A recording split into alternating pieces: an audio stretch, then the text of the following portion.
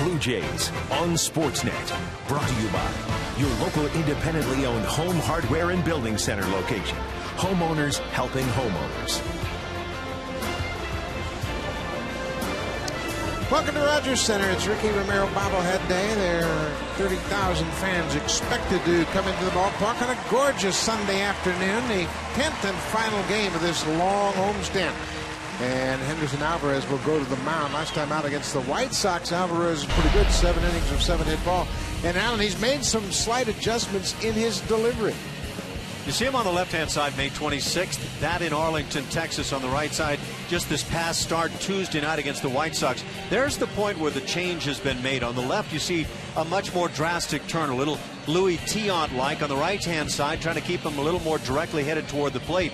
And the hope is that with what you see on the right-hand side is you get a little more consistency down in the strike zone. Alvarez is looking for some consistency, and you have to have that against a very good hitting ball club, the Texas Rangers. Ron Washington's team won a tied one yesterday, 2-1. They have split the first 2 games of this series. The Rangers are 19 games over 500. Top of the order is Kinsler, Andrews, and Josh Hamilton. Hamilton starting in center field. Adrian Beltre is the DH. Nelson Cruz, boy, he has absolutely worn out the Blue Jays. 10 doubles, 12 home runs, and 47 RBIs in just 41 games. They've got to go to the drawing board and come up with a new game plan against Cruz. Young, Murphy, Soto, and Mitch Moreland.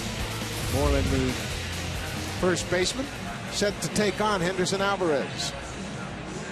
And for Henderson Alvarez, 22-year-old out of Venezuela, 7-10 on the year, 4.48 the ERA. Lost his last 3 starts despite pitching well in that last start against the White Sox, striking out less than 3.5 per 9 innings on the season, giving up a .291 batting average against and 21 home runs this year, but just 2 stolen bases against him on the season.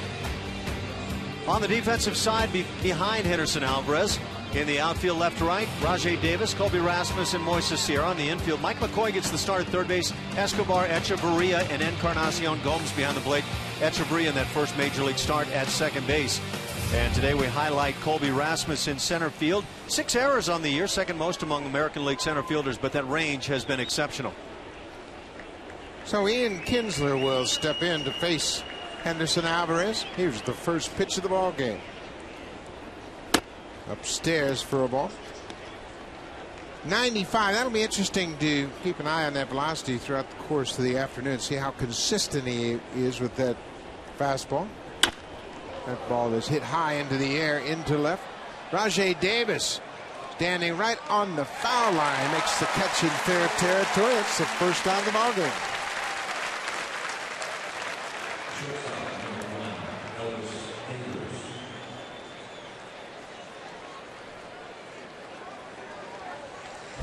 Get another peek at that new delivery now for Alvarez. A little bit of a turn still, and he's going to have his inconsistency. The first pitch was certainly up. Elvis Andrews steps into the box. Andrews has done a terrific job defensively at shortstop and with the bat. 295 for the season. He's driven in 49. Also gives you the added dimension of speed. There's a strike. Andrews has 19 steals in 26 attempts this year. And the Blue Jays have had trouble figuring him out. 10 for 30 on the season.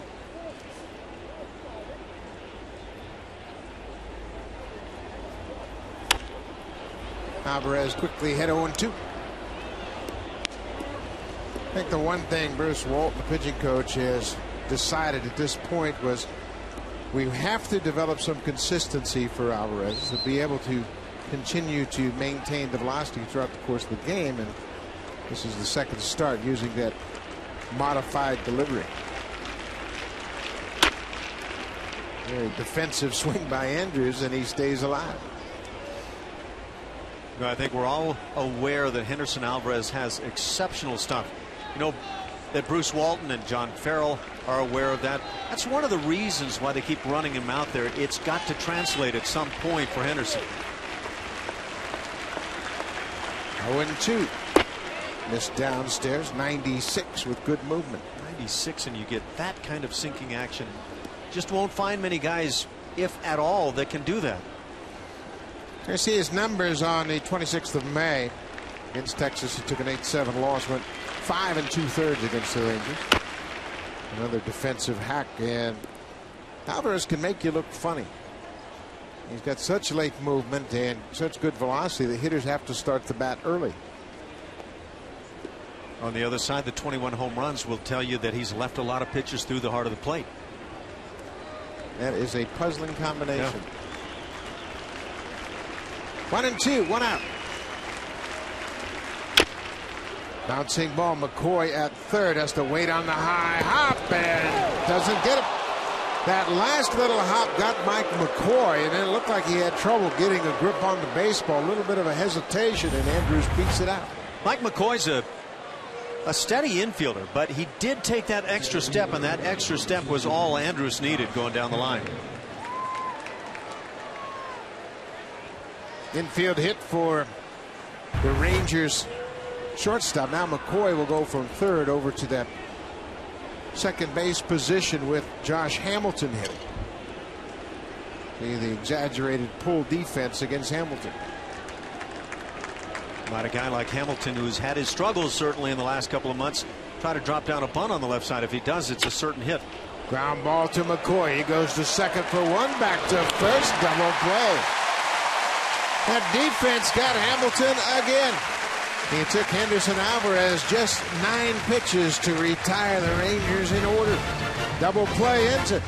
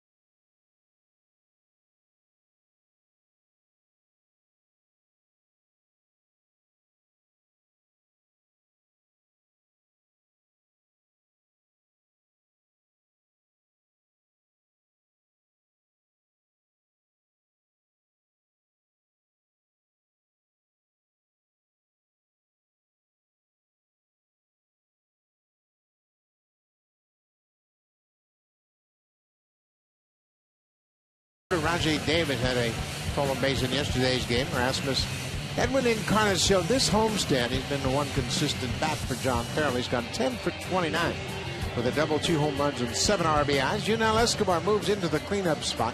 David Cooper was a late scratch with a lower back tightness situation, so he's out at least the start of this game. Sierra Mathis and Jeff is the DH this afternoon. Mike McCoy, Jan Gomes, and Adeiny Echeverria starting for the first time at second base. And on the mound for the Texas Rangers, Matt Harrison, left-hander, 26 years of age, originally drafted as a third-rounder by Atlanta in 2003. 4th in the American League in wins with 13. He's 9th in the league with his 3.24 ERA among starters, 3rd in complete games. He has 3 of them. He's 9-4 on the road. Lefties have hit just .203 against him, and he's difficult to run on. Defensively, behind Harrison this afternoon, Murphy, Hamilton, and Cruz in the outfield. It's Michael Young moving all around the infield here in the series. He's at third. Andrews, Kinsler, and Moreland. Soto behind the plate for Morrison. Davis goes after the first pitch and quickly grounds out to shortstop. Said Morrison. I meant Harrison, of course.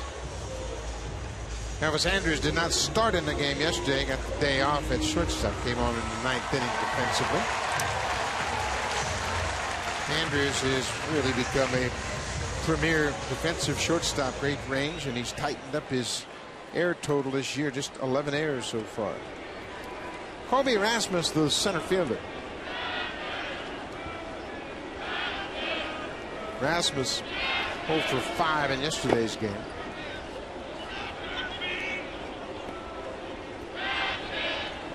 Colby just back into the lineup after dealing with a Slight groin strain. The last couple of days he's been out in center field, feeling a little bit better. Anytime you miss some at-bats, you're going to get a little bit of a rust factor. Kobe returned to the lineup for the first time. And he served as the DH on Wednesday. Another ground ball to Andrews. Takes his time. 2 ground ball outs. Now it's time for the scouting report, brought to you by Home Hardware. Homeowners helping homeowners. For Matt Harrison. 4-seam fastball along with the cutter, but his best fastball is the 2-seam sinker. He's picked up 16 double plays behind him this year. Had 30 last year. Has a good curveball and change. The slider is one that he'll come and go with a little bit. A back footer on the right-hand hitters. Matt Harrison has been their most consistent starter this year. Of course, they lost Colby Lewis to surgery. It's been a mix and match situation in that starting rotation for Texas. Edwin Encarnacion initially was the DH this afternoon after Cooper had to be scratched. Edwin takes over at first base. Ball is hit into center field. Josh Hamilton over to his right. An easy inning for Matt Harrison. A couple of ground ball outs and a fly ball on just 6 pitches. We've played an inning at Rogers Center. It's scoreless.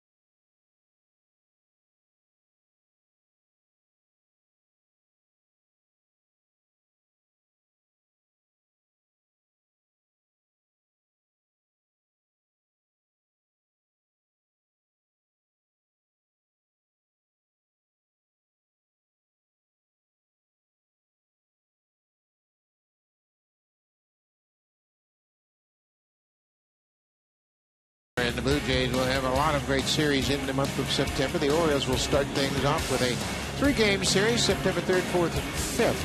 Then the Mariners come to town starting on September 11th. The Red Sox, the Yankees all coming into town in the month of September. Make sure you get your tickets by calling the Blue Jays at 416-341-1234. You can order your tickets online at BlueJays.com, or you can stop by most Rogers Plus locations. First pitch strike to Adrian Beltre. Beltre is the DH again this afternoon. Beltre played third base in yesterday's game.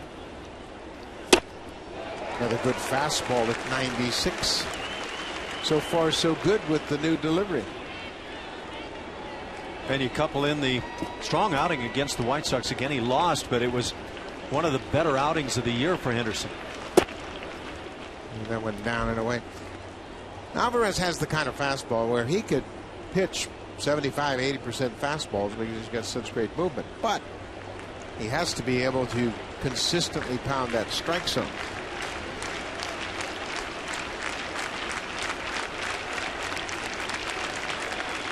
One and two. High breaking ball. Boy, he got away with one there. He's lucky that ball stayed in the ballpark. Yet it was one that Beltre was all over, but fouled it straight back. That pitch is one of the reasons, along with leaving his fastball, his sinker up. When you leave a sinker up, it doesn't tend to break as much. And for me, those are probably the two main pitches that have given up a lot of the long balls.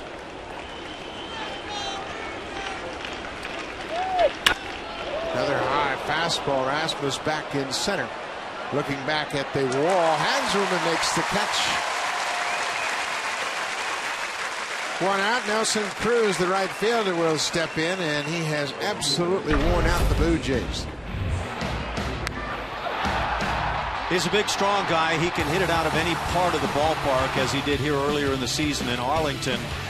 Leave it up a little bit. He'll crush you, pull you toward left center field. In Arlington had a big series, but he's done it here as well. All right, changeup from Carlos Villanueva yesterday, and hit that ball out of the ballpark. His 19th homer of the season.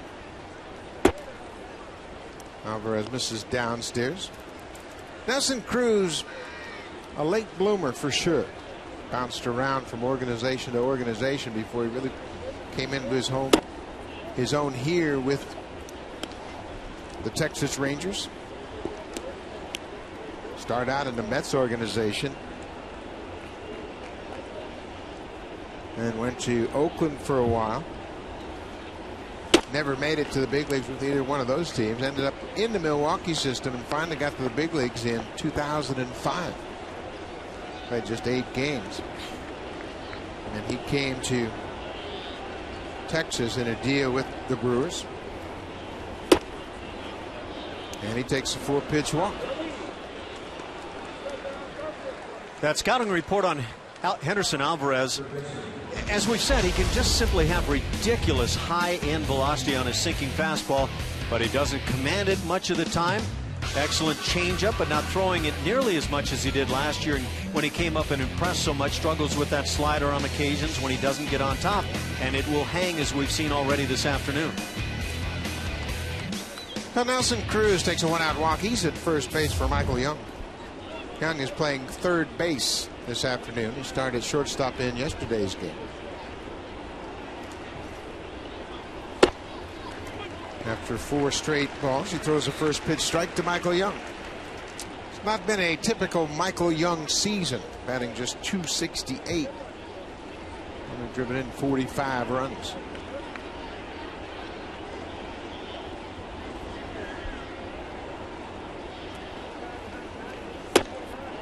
Just off the outside corner. Young coming into this season a .304 career hitter. And his last 8 games a reflection of what kind of season it's been for Michael Young. 4 for 26. On the ground, should be 2. Escobar goes to the bag on the first. It is a double play.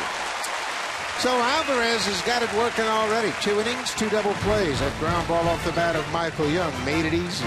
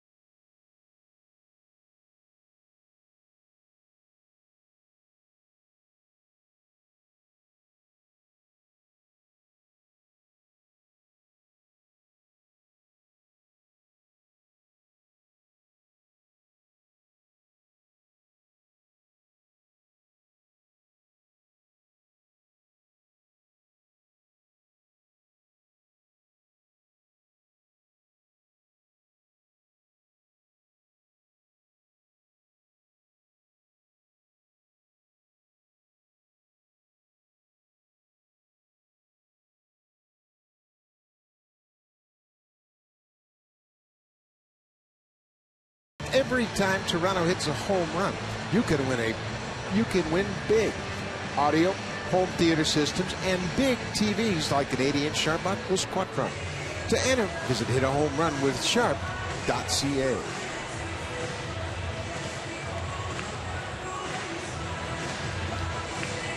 Bill Welke, the home plate umpire, has gone out to the mound, and now he's come over to John Farrell.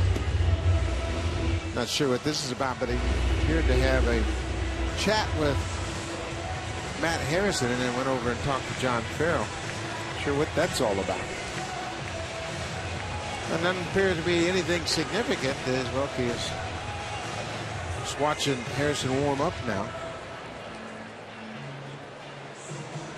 So Matt Harrison is set to take on Yunel Escobar. He's batting in the cleanup spot today, and he's had some success against Matt Harrison. Earlier this year, Matt Harrison started against the Blue Jays, May 2nd to be specific right here. Escobar had a double with the assist from Michael Young, and then triples to the gap in right center field. The bases happened to be loaded at the time. Blue Jays ran Harrison right out of the ballgame. 3 1/3 innings, his shortest start on the season. Escobar a key in there. Kelly Johnson had a 2-run home run, and those were big reasons that Harrison couldn't last past that 4th inning.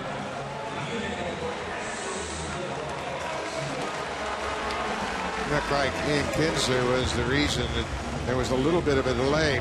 Looked like he had an issue with his eye as he was talking to Elvis Andrew, explaining what the situation was. He appears to be set now. Yunel Escobar, we mentioned Harrison and his problems. Yunel is 5 for 8 against the Rangers. Left-hander, I couldn't even get it out. He's now 6 for 9. The streak continues. Yeah, there are some guys, and sometimes for no reason whatsoever, at least apparently, that you love hitting against, and that would appear to be the case here for Escobar against Matt Harrison, who, by the way, is the winningest starter or pitcher for that matter with the Texas Rangers. Fairly funny how some guys just match up well no matter how good they are or how hot they are. If you hit them well, chances are you're going to have a lot of confidence when you get in the box.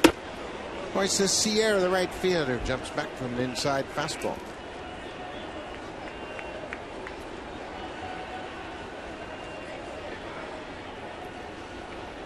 Sierra is off to a good start in his young career.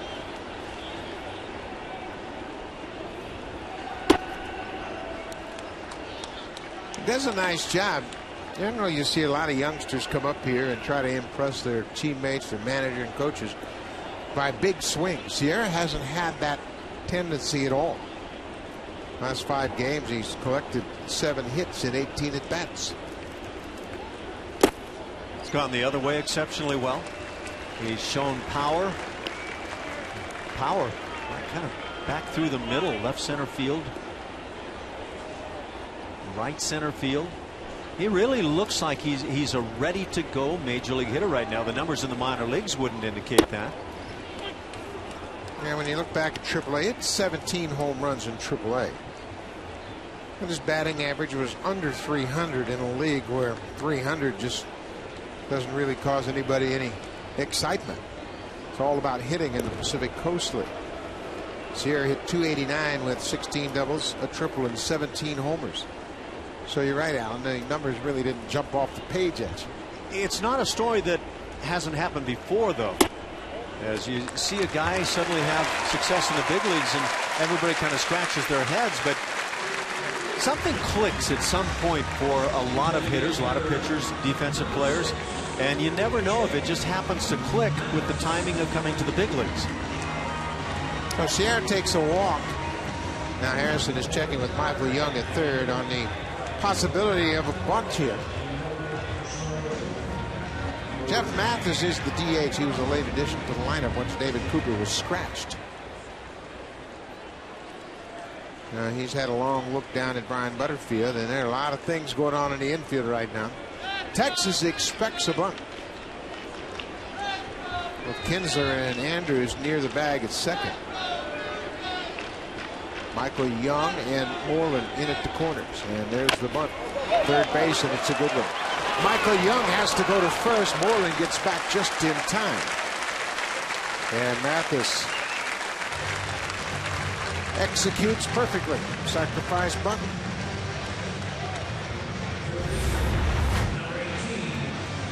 Not an easy job all the time, but gets done well right here. A lot of people are not proponents of giving up an out to move runners, but when you've got a lineup like the Blue Jays presently have, a lot of youngsters, guys that are not having exceptional success, you'll take a shot. 10 left on base. The Blue Jays were just 3 for 13 in the game yesterday, so going to try to take advantage of this situation with one out. Mike McCoy. How often, I wonder, in the American League, the major leagues, the American League this year, have you had your DH in the second inning, batting sixth in the ballgame, lay down a sacrifice bunt? Doesn't happen a lot.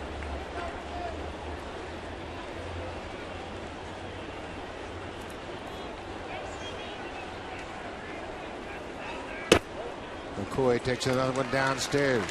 Blue Jays gave Matt Harrison his shortest outing of the season the last time these two met back in May.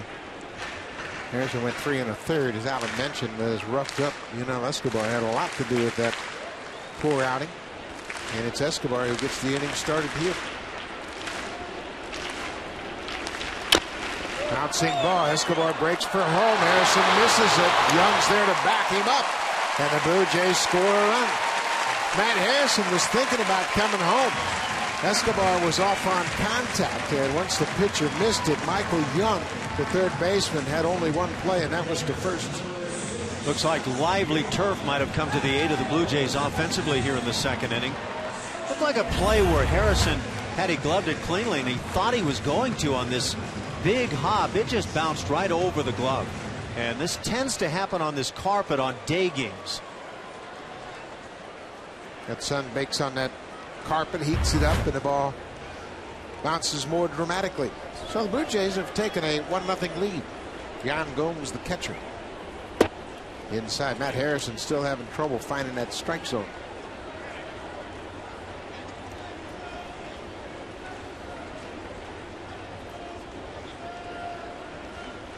Gomes is starting behind the plate for just the 5th time this season. He's really had some problems with the bat of late. Jeff Mathis has done the majority of the catching. The Blue Jays are going to get some catching help tomorrow. Yorvi Torrealba is scheduled to join the team in Detroit. He had been with the Texas Rangers. The Rangers decided to let him go, and the Blue Jays picked him up. Yeah, I like this guy. He hasn't gotten a chance to play a whole lot. Yan Gomes done a nice job behind the plate at third base, first base, can play a little outfield, has a good strong throwing arm. I think he presents pretty well as a catcher defensively. 3-1. And we've seen when he's getting some steady playing time, he can swing a rather authoritative bat. Got 3 doubles and 3 home runs this season. He's got a little pop in that bat. He's got a free swing right here at 3-1.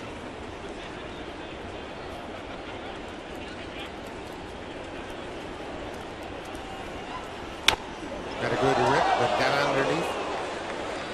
Popped it straight back. This has kind of been a pattern for Matt Harrison early in the ball game. He's had trouble zeroing in on that strike zone. And once he gets settled down and can avoid major damage early in the game, he's been tough.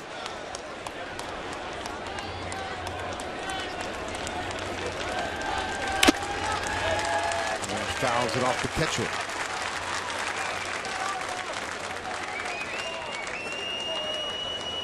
Harrison won a stretch of 4 straight games middle of May into the first 2 weeks of June. In that stretch, he beat Seattle twice, the Angels, and beat the San Francisco Giants during interleague play.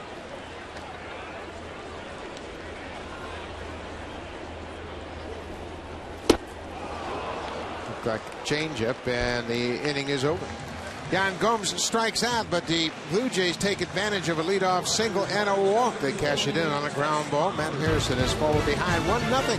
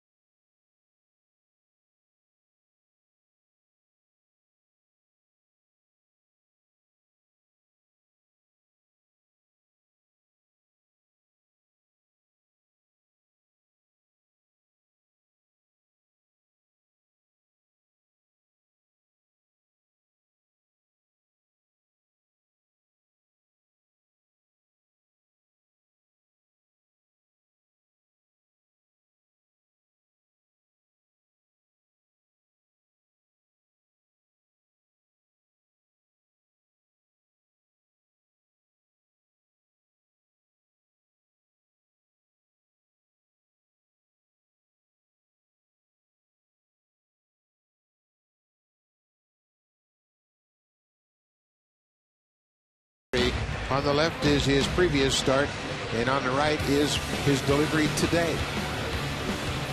That delivery on the left was awfully successful. It didn't win that day, but just a couple of earned runs in 7 innings. Henderson and the Blue Jays would take that any time, but you can see it's pretty much on the money.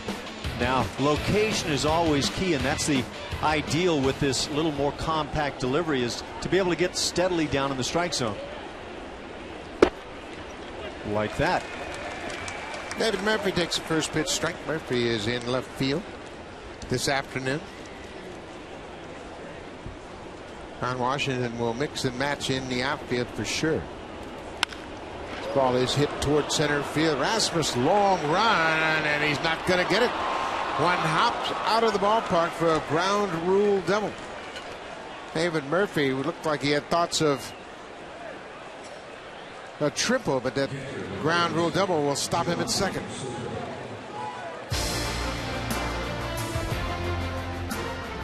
The all-new 2012 Honda CR-V.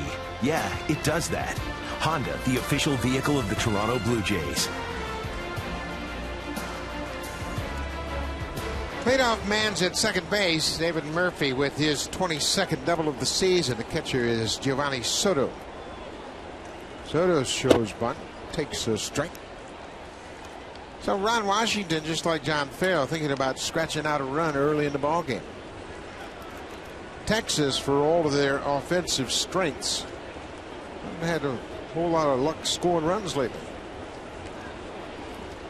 And you're talking about the #1 offense in runs scored in the major leagues, so that says everybody's having problems. Soto swinging away, drives it into right field. Moises Sierra over to his right. Here's the throw to the plate. Gomes waiting on it, and Murphy swipes his hand across the plate. John Farrell's going to come out and talk it over with Bill Welke. Yan Gomes tried to slide and cut off the path to the plate for Murphy, but it looked like Murphy stuck out his hand and swiped it across the plate. A strong and excellent throw from Moises Sierra in right field, but not a quick release by any stretch of the imagination. And then Yan Gomes, who takes that throw, had a part of the plate at least blocked. Let's see if he gets the tag down right away. And you can see why Murphy's safe. He was able to get that left hand into the plate. You try to block the plate, but Gomes makes the mistake of being far too much out in front of the plate. Take the throw right where you're presently positioned, and then you have a chance of blocking the runner.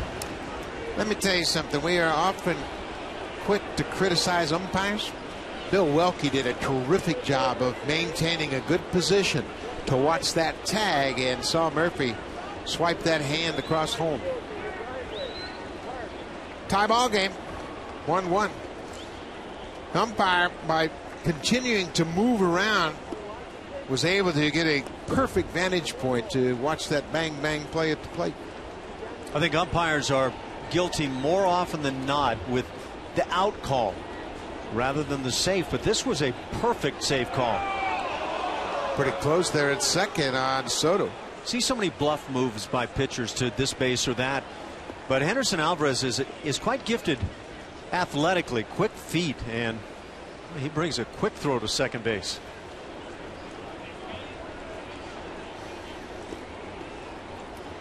Mitch Moreland, the first baseman.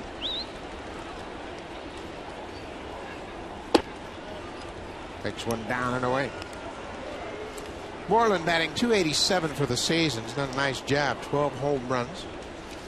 And he gives Ron Washington a lot of flexibility.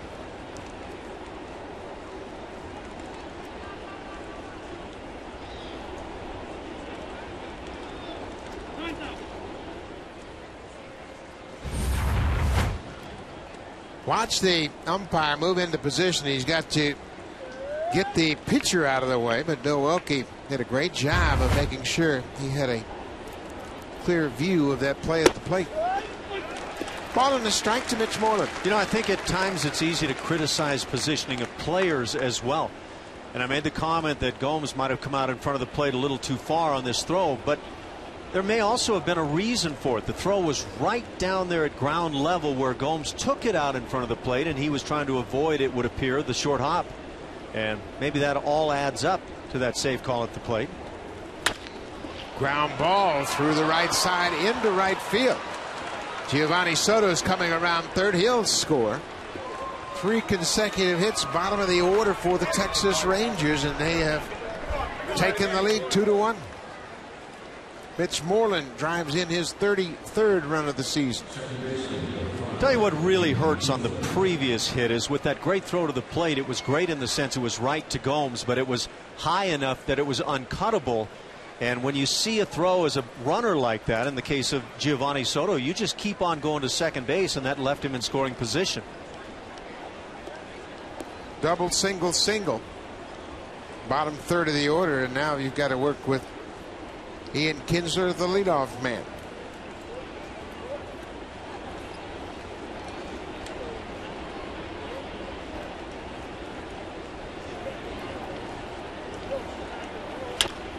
Hot shot, another base hit down the left field line. Moreland is chugging toward third. He'll stop there as Kinsler has a double. That's 4 straight hits for Texas. And right when we're talking about that becoming more consistent delivery of Alvarez, but as you can see here, mid-thigh up toward the belt buckle, and pretty hittable pitch.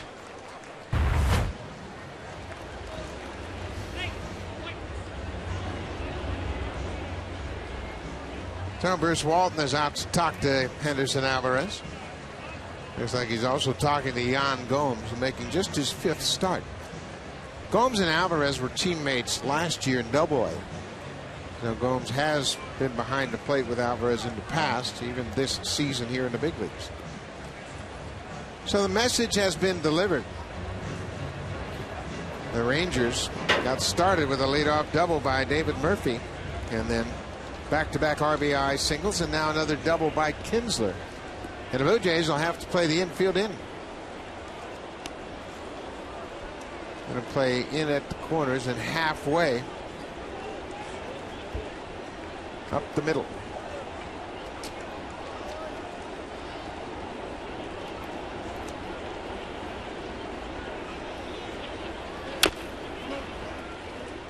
Managers hate to play that infield all the way in with nobody out like this, and you've got runners at second and third where bring the infielders in and a ball shoots through the infield one way or another, and 2-run score instead of 1. It's hoped that if Andrews does put the ball in play, it's right at one of those infielders. 0-1, nobody out.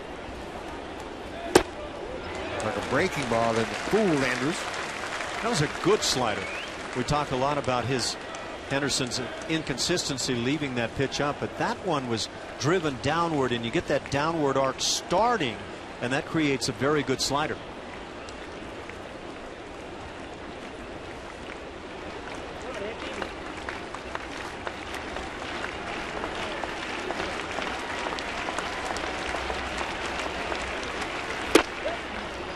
Missed with that fastball, and he reached back for a little extra. 97, but off the plate. Seems like a very calm young man, but I think it's been a frustrating season.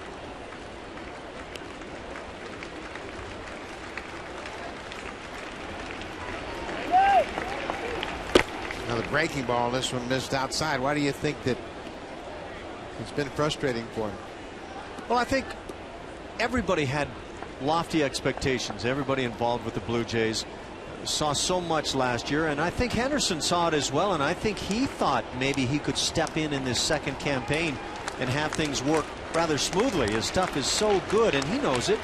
Just hasn't gone that way. 2-2. Cut on and missed. Andrews strikes out. Another good sinking fastball. It's a huge strikeout for Alvarez. I'm sure you're right about the frustration. I think everybody had high expectations, and even at this point of the season, over his last 7 starts, the numbers are very disappointing. The ERA is over 5. The opponent's a bit over 300, and his opponents batting average with runners in scoring position, 417. And that's what he's in right now, second and third, now 1 out. I never would have guessed you'd match that set of numbers up to the Alvarez face. 1 out. Josh Hamilton goes the other way.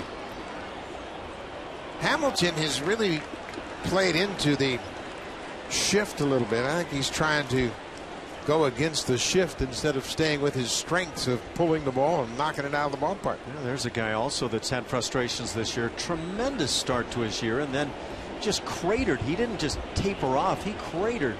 And he's been coming back strong lately, but maybe trying to take advantage of opportunities.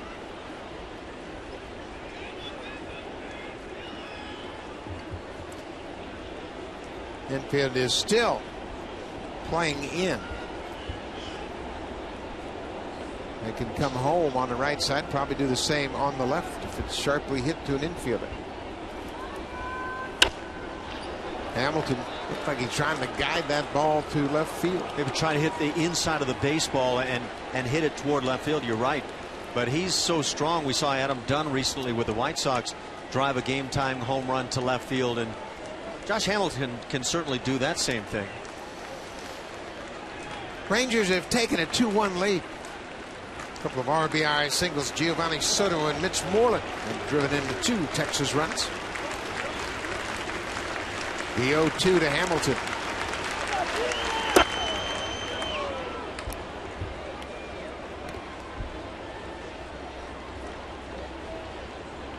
That's where Alvarez is taking his time trying to pitch his way out of this tough situation.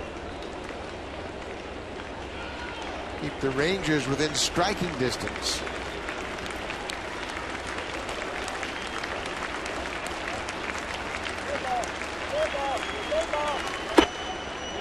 Wow, that's a tough pitch to take right there. Fastball top of the zone. Strike zone belongs to each umpire individually. Is this ball high? Take a good look. Yeah, it goes across above the belt buckle, and for a lot of umpires that belt buckle is about the demarcation zone in terms of the top of the zone.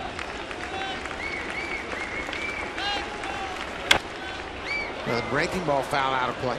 It should be up under the letters by the rule book, but you won't find that very often. No, that's a very high strike by today's standards. The definition of the strike zone is the midpoint between the letters and the belt, and we never see that high strike called. Just don't see it, and you'll see breaking balls around the belt buckle and even below that are called too high. Another 2-2 pitch to Hamilton, second and third, 1 out. He lays off that breaking ball. Interesting situation now for Alvarez and Yan Gomes. They've got a right-handed hitter on deck in Adrian Beltre, and first base is open. And Hamilton's a free swinger. I want to throw him something out of the zone right now and see if he'll chase.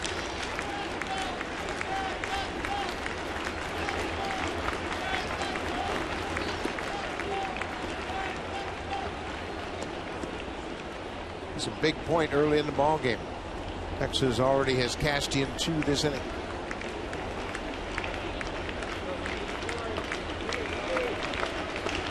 Again, Alvarez and Gomes not getting their heads together. Now they're set. 3-2 to Hamilton, and Alvarez still not comfortable with the pitch selection, so he calls his catcher out to the mound.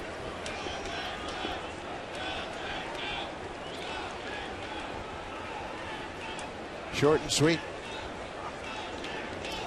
Sometimes it's so short and sweet that what you hear was, I put that down, as the pitcher says what I want, and catcher will kind of snap, I've already put that down 3 times. I've been out there many times when you don't hook up because you're not somehow seeing each other. Breaking ball, and Hamilton does strike out.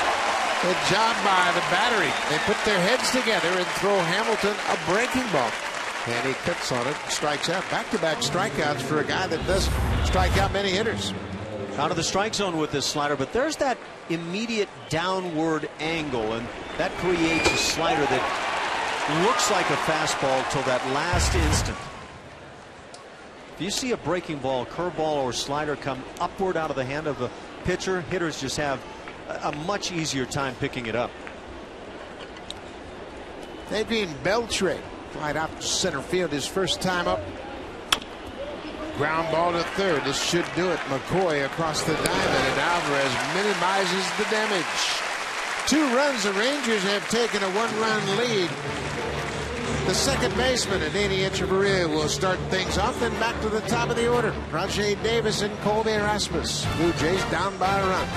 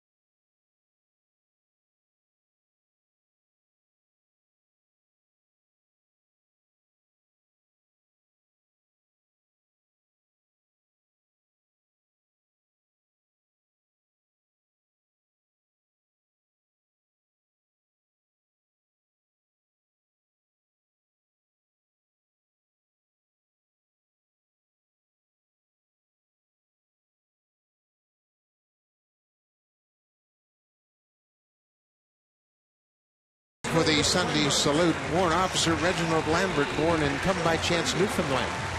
Warrant Officer Lambert has 23 years in service. He originally joined the forces as a radio technician and is now Communications and Information Services Technology Manager. Blue Jays do a great job of honoring the men and women of the Canadian Forces here on Sunday, and congratulations to you, Warrant Officer Reginald Lambert. It's a nice touch, and fans really get into it and gave Warrant Officer Lambert a nice standing ovation. 9-1-2 for the Blue Jays. Echeverria goes after that changeup. He's in the hole 0-2. Adeiny making his first start at second base. He had made 8 starts in AAA this season at second base. The only 8 games he's played in the minor leagues anywhere other than shortstop. Had a good year at AAA Las Vegas at .312. This time he goes after that changeup and fouls it into the glove of Soto. Second strikeout for Matt Harrison.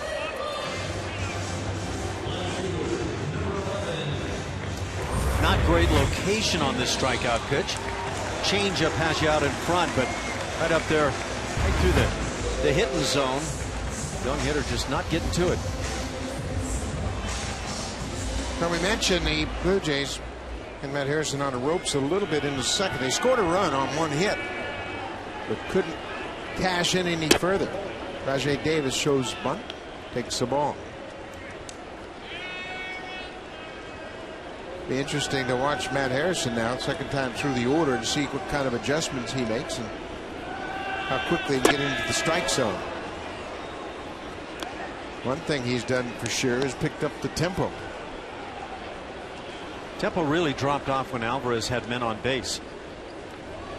I'd like to see a guy as a starting pitcher that picks up that pace defensively. Much nicer to play behind. Changeup is starting to become a big part of the arsenal. Yeah, and he's done a good job. He got a little 2-step as he goes into his delivery very quickly. It's almost as if he's quick pitching the hitter. Goes after that fastball, and Bill Wilkie said he went around. 2 quick outs here in the third. Hey fans, every time Toronto hits a home run in the fourth inning, a lucky winner will take home a Sharp home theater system, including audio soundbar, Blu-ray player, and an Aquos LCD TV. To enter, visit hitahomerunwithsharp.ca. Sharp. Big is too small a word for it.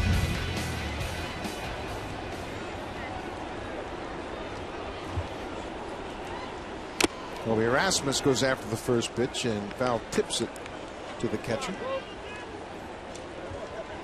Well, whatever's changed for Matt Harrison, he looks like he's pretty confident in it. He's not wasting any time.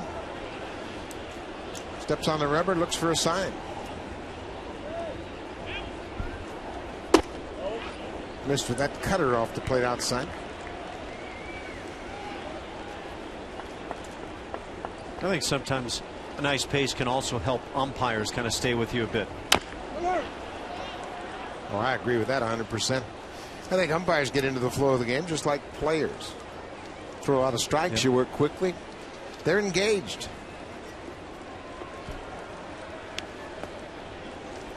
Milwaukee, the home plate umpires, already had a good start to his day. Made a fine call at home plate on a bang-bang play. Colby Erasmus trying to keep the inning alive. He trails Matt Harrison 1-2. Goes down the stairs.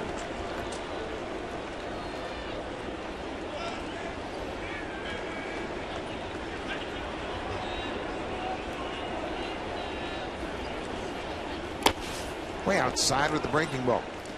It's a full count. Edwin Encarnacion on deck.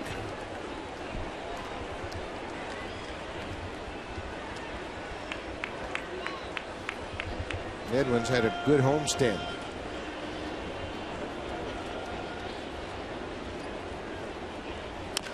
Bouncing ball up the middle. Kinsler to his right. Goes on the run in time. Good defensive play. Harrison working quickly as his infielders engaged. The Blue Jays go down in order in the third.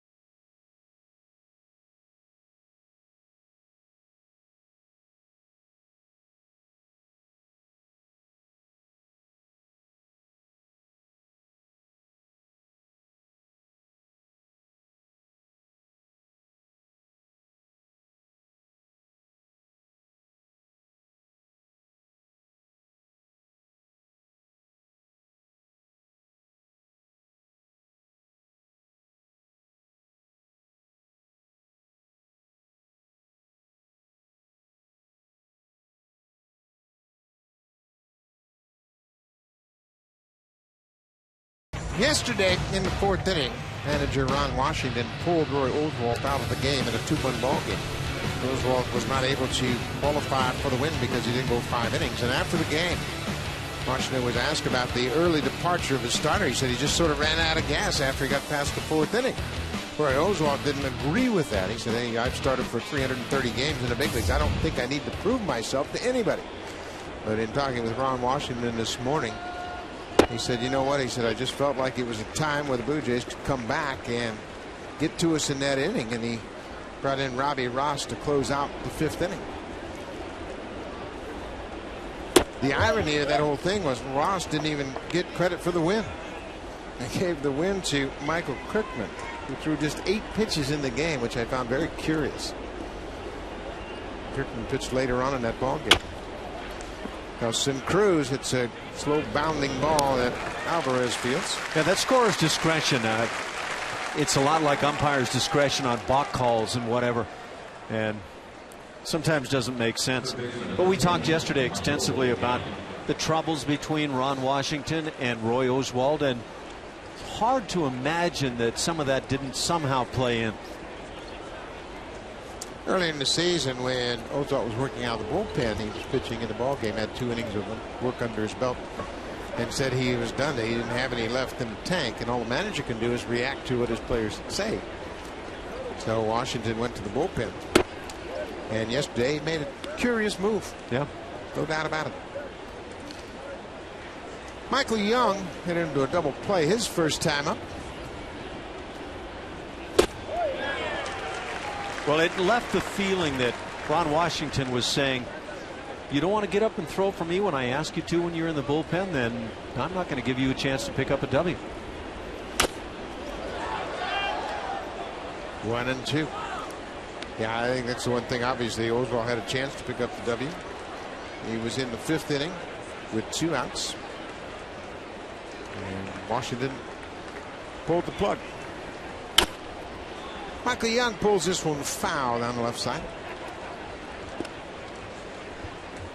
Texas with a 2-1 lead.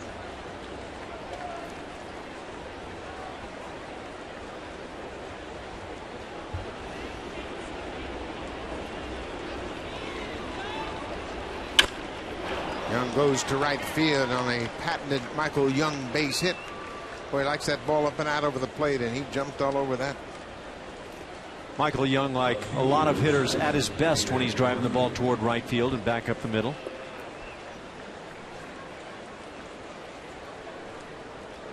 Young's aboard. David Murphy is the one that started all the trouble for Alvarez back in the 3rd.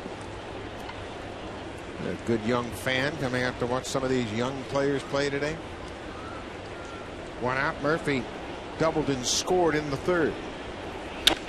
Rips this one down the line. Michael Young, with a full head of steam, is headed for 3rd base. Moises Sierra throws the ball to the cutoff, and he misses Echeverria. And now they got a shot at Murphy at 3rd. They'll get him. But Michael Young scores all the way from first base. Moises Sierra missed the cutoff man, and that cost the Blue Jays a run. Yeah, that's twice already here this afternoon. And one of the things that I saw immediately with Sierra when he came up with the Blue Jays is that he did hit cutoff men. I'm not sure that Echeverria had any shot to get to this ball. Obviously, he fell down in the effort to, but you just can't keep missing cutoff men. There's another base hit. Giovanni Soto has his 2nd hit of the afternoon. Coming into play today, a .291 batting average against Henderson Alvarez, and it's not being helped, that batting average on the season, against him here this afternoon. It's really been interesting how the bottom of the order has given Alvarez problems all season long. It's almost as if he gets past that number 6 hitter and takes a little mental break. Like, okay, now I got 7, 8, 9. And Mitch Moreland, for one, made him pay earlier in the season with an opposite field home run. Batting down in the order as he is this afternoon.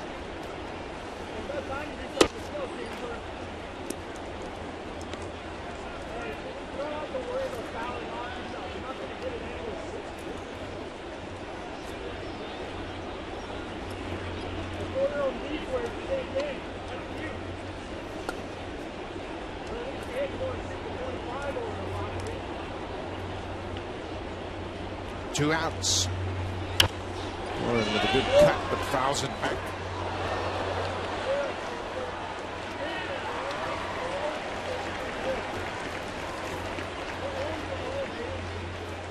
These add-on runs for the Rangers make it more challenging for the Blue Jays, who don't have their regular lineup and haven't been able to score an awful lot of runs lately.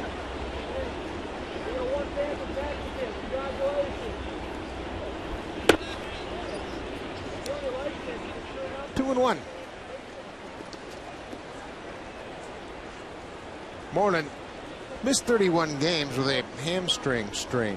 He was running the bases during interleague play back in June, and Trinidad Hammy went on the DL. And he's just back getting his timing back. There's a good pitch on the outside corner.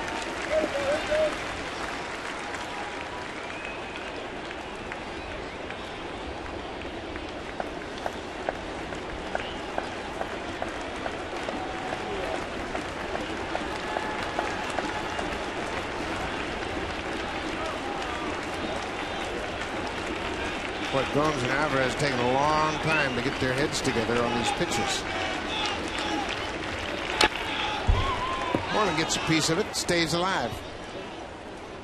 Yeah, that poor connection is slowing things down a good deal. And I don't know. I just really can't see how slowing it down for Henderson Alvarez the way things have gone can be helpful. And I know a lot of people will say, well, you need to slow the game down, but I really think that's a mental aspect. Yeah, I agree with you. I think slowing the game down in that context is all about just thinking your way through it, not physically slowing the game down.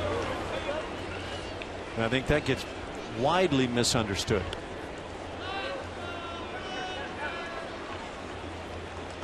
Mike McCoy starting at third base for the first time this year. Danny Echeverria starting at second base for the first time in his career. Edwin Encarnacion was a late addition to the first base spot. He was originally in the lineup as the DH. 2 balls, 2 strikes, 2 outs, top of the 4th inning.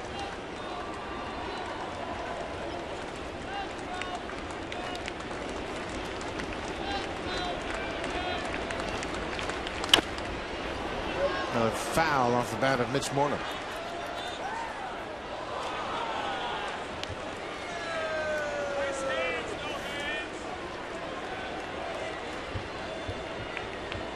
Sometimes the coaches, and you see Don Wakamatsu just now putting out the signs, and that is a lengthy wait to try to figure out what you're going to do before you even put down the signs for the pitcher's pitch.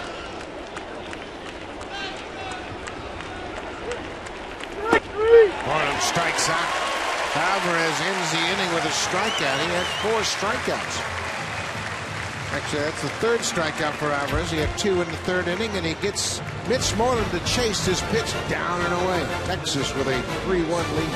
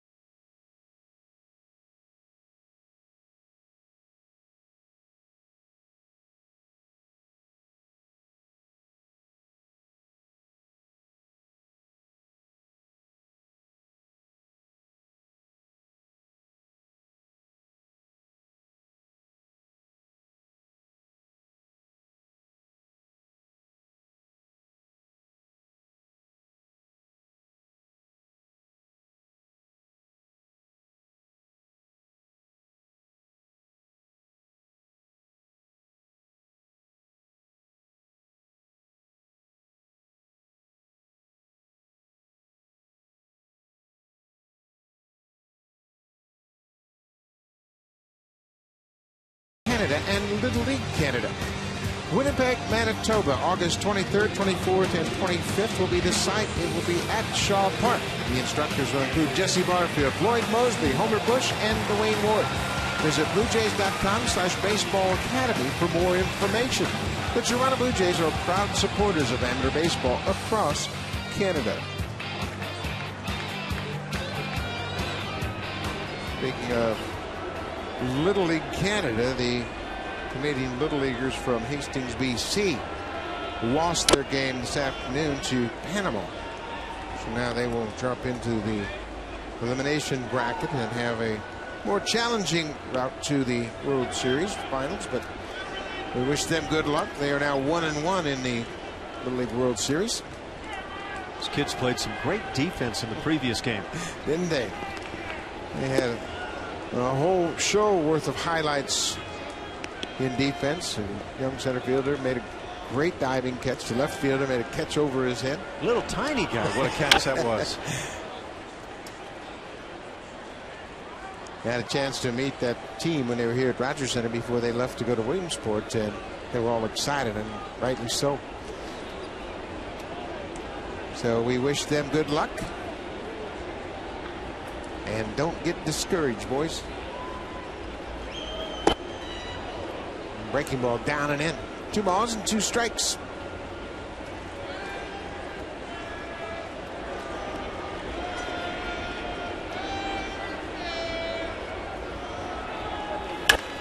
Sharply hit. Andrews quickly to his feet using the turf and throws out Encarnacion. Edwin has been hampered by that sore heel, and I think if he's 100% healthy, he makes that much closer at first. Major League ball clubs will try with everything they can to find that exceptional athlete to play shortstop, a guy who can really throw and move out there as well. Rangers got a guy in. Their shortstop, Andrews, last year made a bunch of errors. This year he has really cut down in that category. Last year he made 25 errors so far this season, just 11. And they had to go outside the organization to get him. He was originally signed by the Atlanta Braves, and he came to Texas in the Mark Teixeira deal.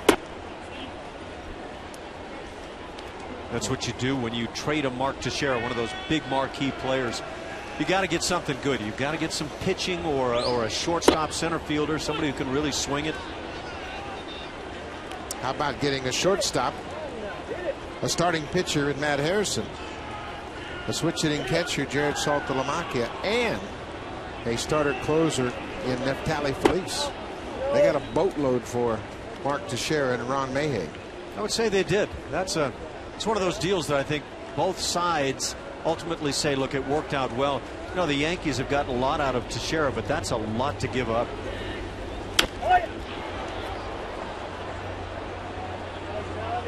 Teixeira was going to be a free agent. Texas had to move him, and I think the stroke of genius was the fact they went all the way down to A-ball and got Elvis Andrews off in the A ball club along with Neftali Feliz. That's the beauty of this trade. I mean, you can pick big leaguers. Everybody can see who they are. But when you go down to A-ball and get a couple of future All-Stars, you've done your homework. I had the opportunity to manage some A-ball in the Astros chain. And, you know, if the scouts come around, you can see those kids that have that exceptional talent. Ground ball. Andrews, a much easier play this time, and he throws out Escobar. Matt Harrison has fit right into this Texas Rangers ball club. You see where he ranks as a team starter. He's first in wins, first in ERA, first in innings, and he's been a durable pitcher since he has joined this Rangers ball club. He's fourth in strikeouts and has a very respectable whip at 1.31. Harrison won 14 games last year, went 14-9. Made 30 starts for the Rangers. This is his 24th start of the season this afternoon.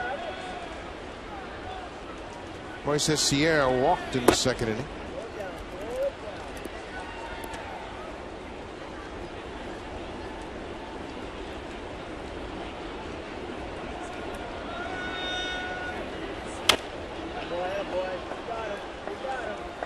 One thing we haven't seen a lot of teams do with Sierra yet is really try to pound him inside. He hits the ball very well when it's out over the plate. And he's just making his first trip through the league, so people are just getting to look at him for the first time, and there's that inside pitch. And Harrison strikes out Moises Sierra. He has a 1-2, 3/4 inning. We'll go to the fifth. Texas with a 3-1 lead. Now it's time for Blue Jays Central Update. Here's Jamie Campbell and Greg Zahn from the Blackberry Broadcast Studio.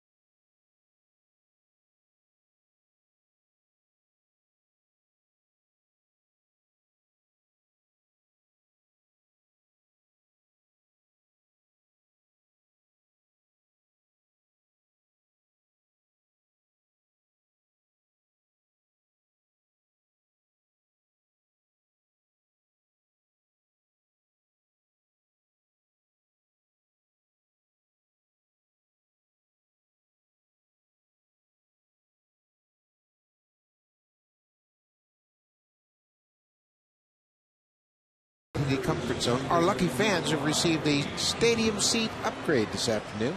The TD Comfort Zone, courtesy of TD. Got a nice break, came to the ballpark and found out they were sitting down there in the front row. Gorgeous afternoon for baseball.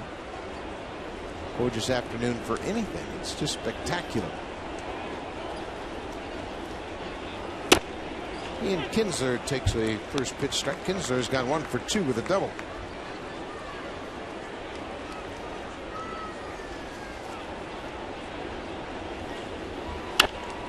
Pops this up playable. Carnacion, shading his eyes from the sun, stays with it and makes the catch.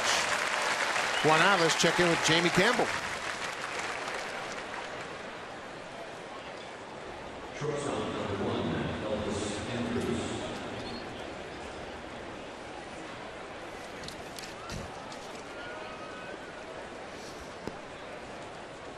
Blue Jays will be in Detroit starting on Tuesday. Tuesday night, 6:30 p.m. Eastern Time start. That's the pregame show with Jamie Campbell and Greg Zahn. There for all three 2-night games and a day game in Detroit. Ricky Romero and Max Scherzer will start things up on Tuesday night.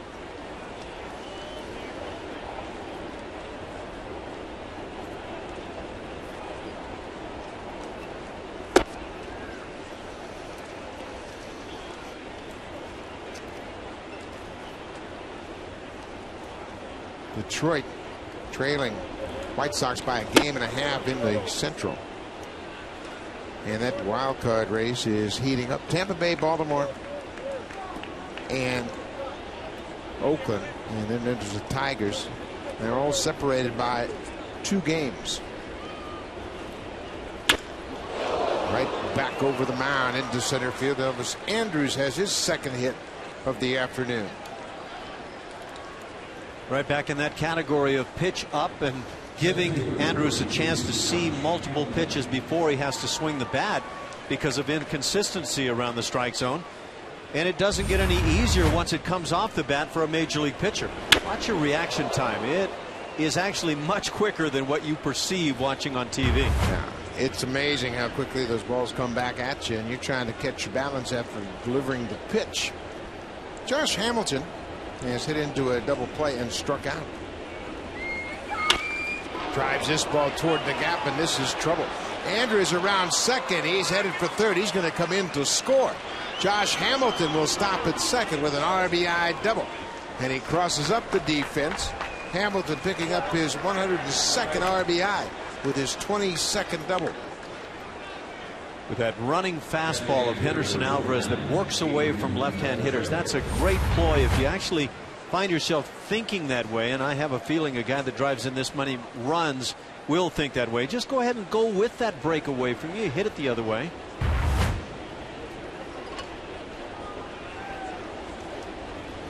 That's 10 hits now for the Rangers against Henderson Alvarez. Adrian Beltre down 0 for 2.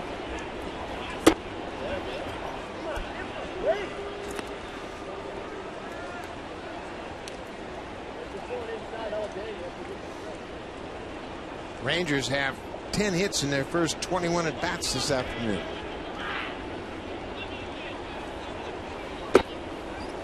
Inside 2-0. This is the type of team that can explode against anyone.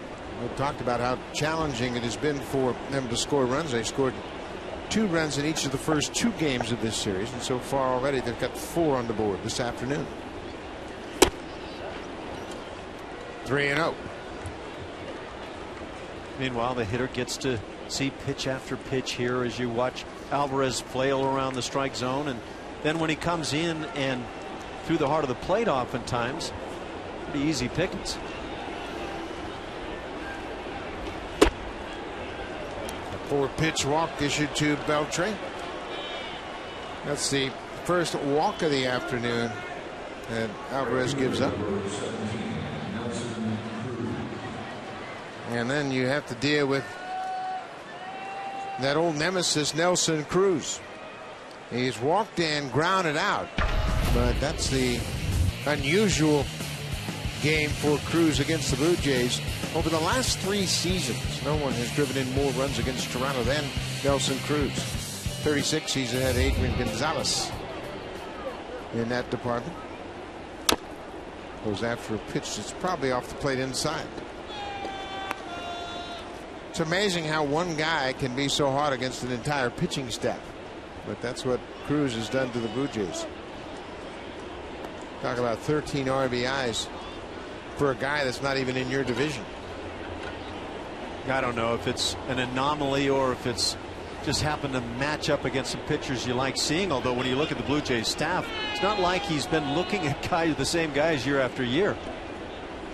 And dramatic turnover in this pitching staff. Is it a ballpark factor? Well, both of the ballparks are very good hitters' ballparks. Yes. Yeah, no doubt about it. And I would say I certainly had some ballparks that I enjoyed hitting in more than others. But it probably had nothing to do with the ballpark itself. It had to do with streaks you get in at times, and you start believing in your own head that this is a place I really like to hit. 0-2. Breaking ball missed downstairs. Well, you made a great statement there. When it starts to get in your head, and that's where baseball is centered. Yep. Pitching and hitting both. You get a guy that's confident. I don't care how good the pitcher is against him. He's going to have good at bats. Some guys I'm sure have said I don't like hitting in Philadelphia because they had a game or two against Roy Halladay and had no success at all. Meanwhile, ballpark in Philadelphia, one of the best places to swing the bat ever. Yeah. But if you go in there for a 3-game series and you have to deal with Cliff Lee, Roy Halladay, and Cole Hamels, you might have a bad series. You leave, you get on the bus and the plane, and your head's hanging, and you're thinking about every at bat, and nothing looks good. I hate Philadelphia. Yep. 1-2. 1 out. Runners at first and second. Cruz fights off another fastball.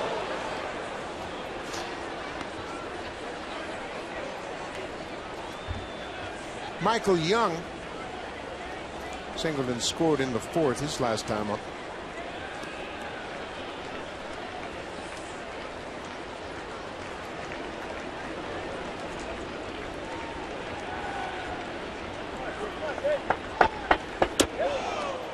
Way inside, it's 2-2.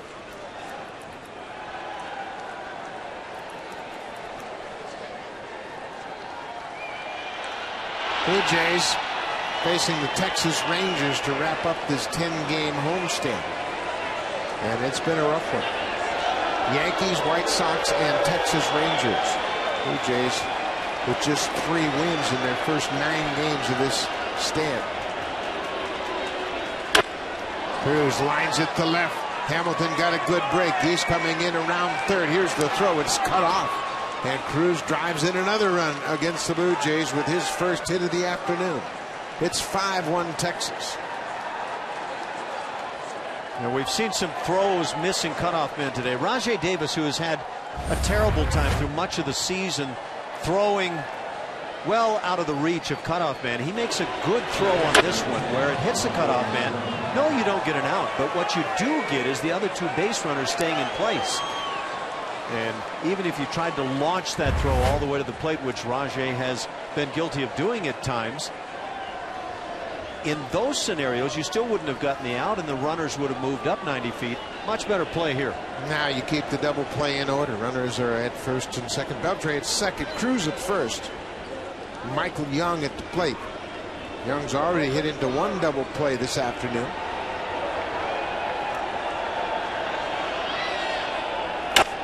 Drives this ball toward the gap in left field, and both guys are looking up, and it is out of here. Michael Young goes after the first pitch and connects for a 3-run home run. Hit off the facing of that second deck high above the screen of the wall in left. The Rangers have busted out the bats this afternoon.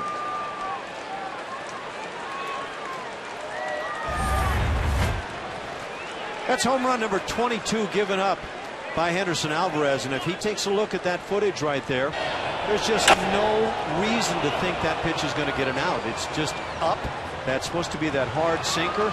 Michael Young, who has not had the biggest year with the power game, unloads on it. That's the 4th home run of Michael Young's season. Brad Lincoln starting to loosen up for the Blue Jays. A 5-run 5th inning.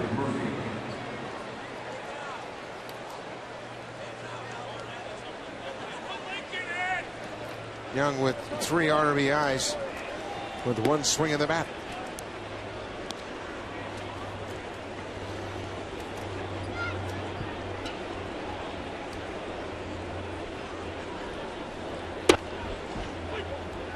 Changeup for a strike. It's a ball and a strike. A much underutilized changeup, in my opinion. Michael Young's first home run in 88 games. A long drought for a very good hitter.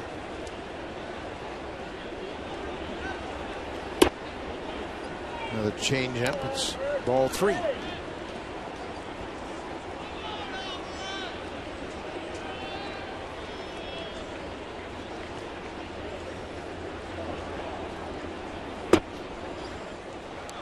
And John Farrell has popped out of the dugout. That's going to be it for Henderson Alvarez.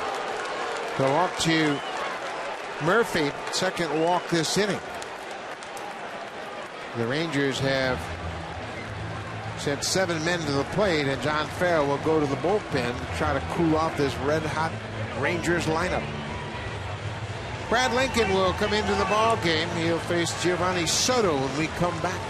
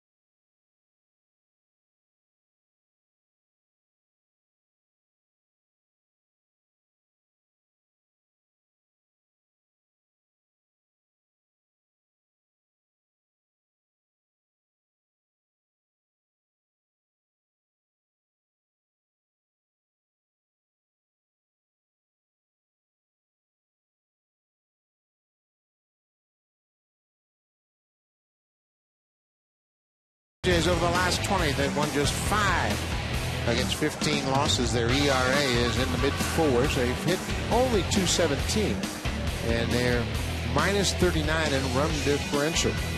Key to this, of course, is the fact they have 13 players on the disabled list, and they haven't had a meat of their order in this lineup for quite a while. Giovanni Soto doesn't waste any time and goes after the first pitch from Brad Lincoln and rips it into left. Soto's had a 3-hit day.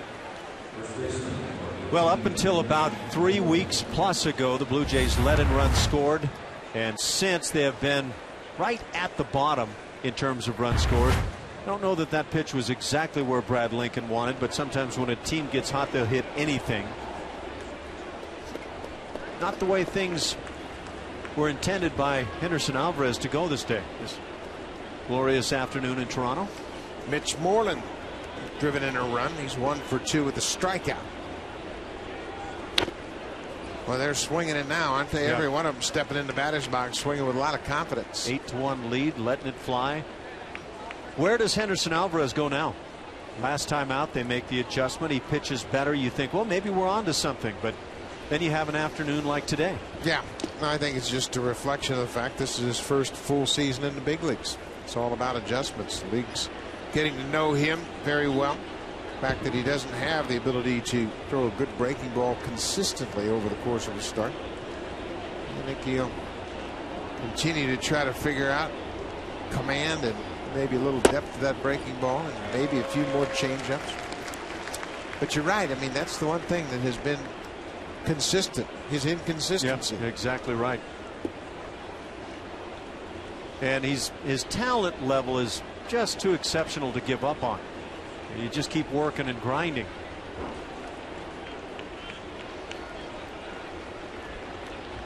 Brad Lincoln is ahead 0-2. There's that good breaking ball. Fouled off, and one stays alive. And Brad Lincoln has gone a little bit through an adjustment period himself. In the last couple of outings, I think he's finding out that in the American League you can use that fastball, but you have to get it in good spots. His breaking ball is exceptional.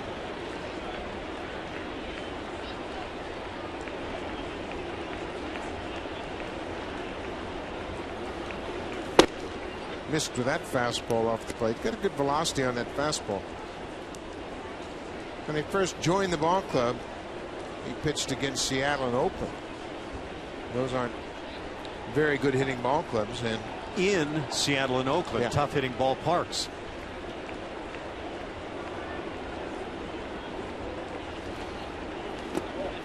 Comes right back with that breaking ball and gets the strikeout. That's the second out of the inning.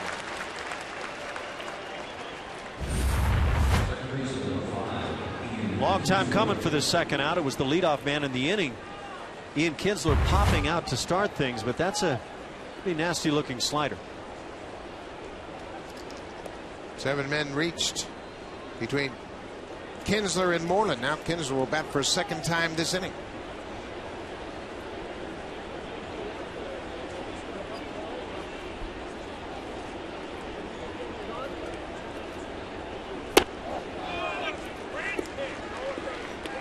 Rangers haven't had an awful lot of players that have seen Lincoln in the past. Kinsler takes that first pitch just to get a gauge on what he's dealing with.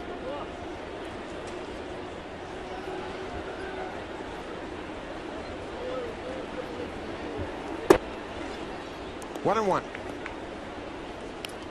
Blue Jays will have the off day tomorrow before they open up a 3-game series in Detroit. And then off to Baltimore for 3 more, and finally the New York Yankees.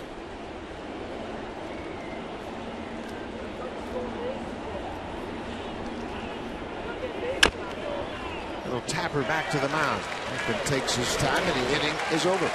But Texas sends 10 men to the plate. They score 5 runs and have broken the game wide open. They lead it 8-1.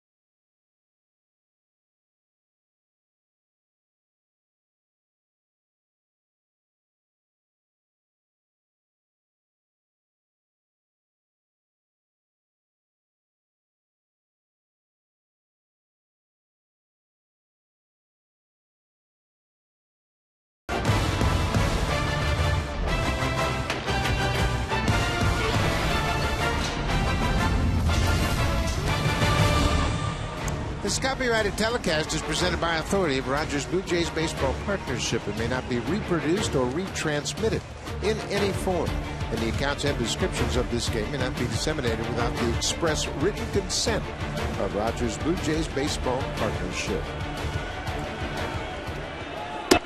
Jeff Mathis, heading for a second time, had a sacrifice bunt back in the second inning. That would give the Blue Jays a very short-lived 1-0 lead. They scored a run on one hit, and that's the only hit they've got off Matt Harrison. We mentioned that Harrison was one of those pitchers that if he could sort his way through the first couple of innings, he can shut you down. And right there, he makes quick work of Jeff Mathis. A 3-pitch strikeout. 5th strikeout for the Rangers left-hander. Jeff Mathis just gets frozen on this pitch right on the inside corner. Oftentimes happens, you start guessing locations, maybe guessing away, and you just get handcuffed. Mike McCoy has driven in the only Blue Jays run. Came on a ground ball. Little tapper back to the mound. Pitcher Matt Harrison made a swipe at it, and he had thoughts of coming home. McCoy hits one high and deep to left. David Murphy at the wall. Home run, Mike McCoy. His first of the season. Got a high fastball from Matt Harrison. Jumped all over it. Well, you might as well be aggressive. You're trailing. It's been a rough go for the ball club. 5 and 15 in their last 20, and Mike McCoy gets an opportunity to play. Goes up there hacking. Sometimes good things happen.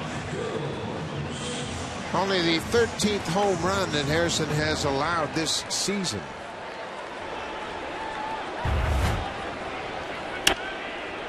Yan Gomes fouls it back. Harrison making his 24th start. Pretty good job of keeping the ball in the ballpark. Not this time for Mike McCoy.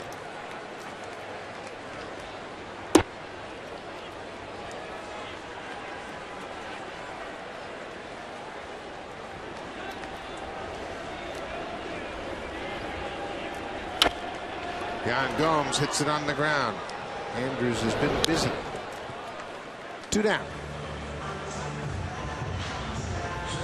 2 outs. Mike McCoy has the Blue Jays a bit closer to Texas. Now 8-2. McCoy has driven in both Blue Jays runs this afternoon.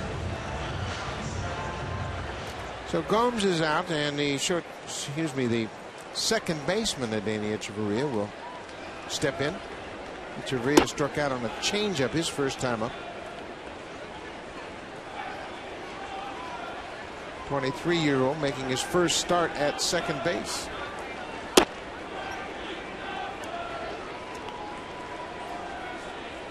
Interesting how you sit back and try to decide whether or not you should start Echeverria at second. He hasn't had a play in the field today. Another good inning for Matt Harrison. Sets down the Blue Jays in order. He gives up a 1-run home run to Mike McCoy. A solo shot. It's 8-2 Texas.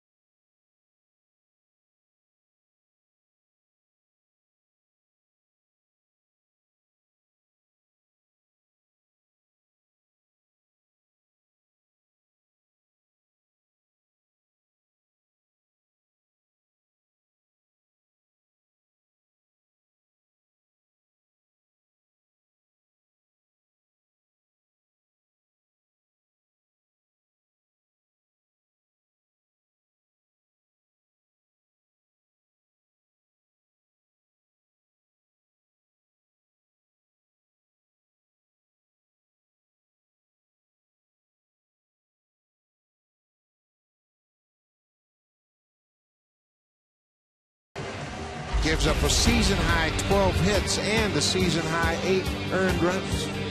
He walked 3 and struck out 3 and got off to a good start. Had a couple double plays in the first and second inning. And then the wheels fell off, gave up a pair in the third, 1 in the fourth, and then 5 runs in the 5th inning.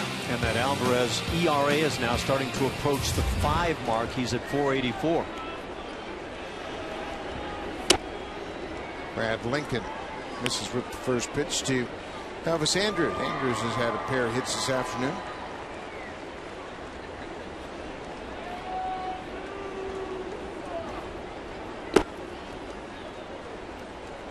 Two and 0. It's one of those scenarios where I would think a guy like Chad Beck in the bullpen might be somebody you'd want to turn to and maybe get some innings. Now, Chad's been busy of late.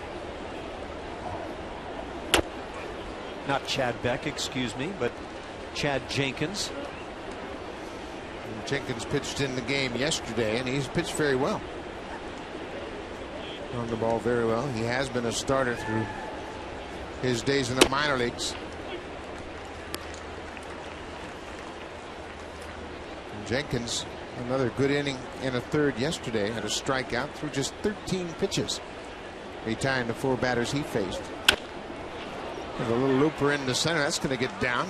Elvis Andrus with a 3-hit day. Rangers are fattening up their batting averages.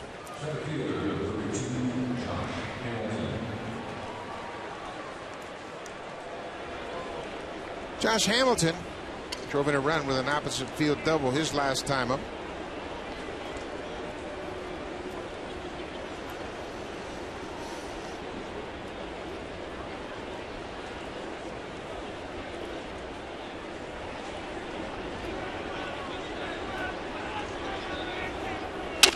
Broken bat. Escobar shovels to Echeverria back to first, not in time. Hamilton just got sawed off and barrel went down toward first base, but the ball was not very well hit, so all they can do is get the lead runner at second.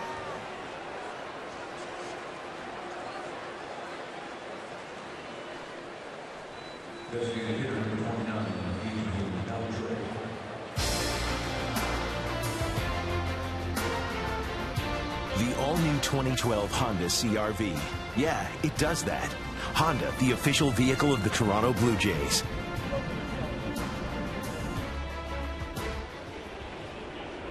Adrian Beltre goes after the first pitch and hits it to left field. Rajay Davis is there. Beltre's retired on 1 pitch. 2 down. One of the things we talked about before the ball game with Adeiny Echeverria making his first start at second base is how would he adjust, and the comment was made that maybe turning double plays or trying to set up double plays would be most difficult. Did a nice job here, able to get in the air, and he knows you want to get those legs cleared from the sliding runner, and that double play is something you want to quicken up as much as possible. He's very athletic and has looked at home at all 3 of the infield positions he's played. Made 9 starts at third base before ever playing third base anyway. And he's only had 8 starts at second base in his minor league career. And had a play until that feed and the pivot on that last double play ball.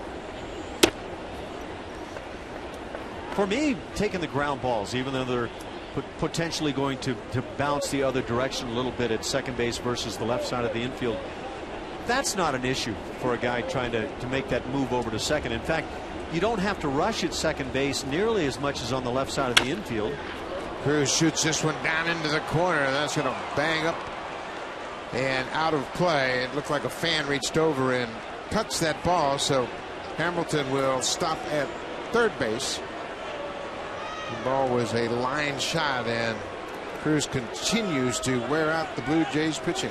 But back to Echeverria, the area that for me you probably are most concerned about is how does he handle the double play both directions, whether he's feeding Escobar or taking that toss, and you get a glimpse there that he's pretty adept at making the play at second.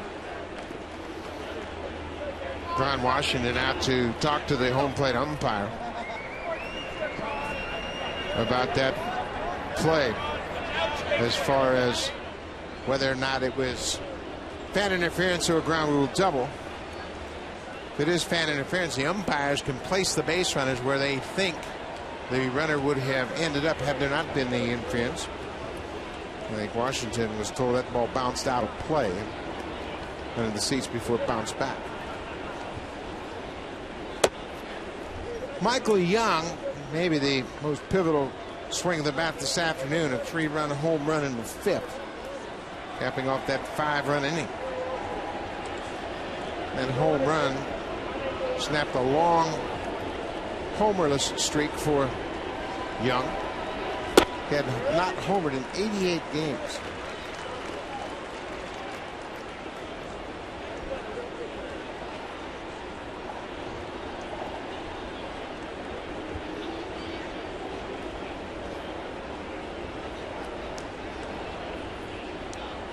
One and one, 2 outs. Way outside.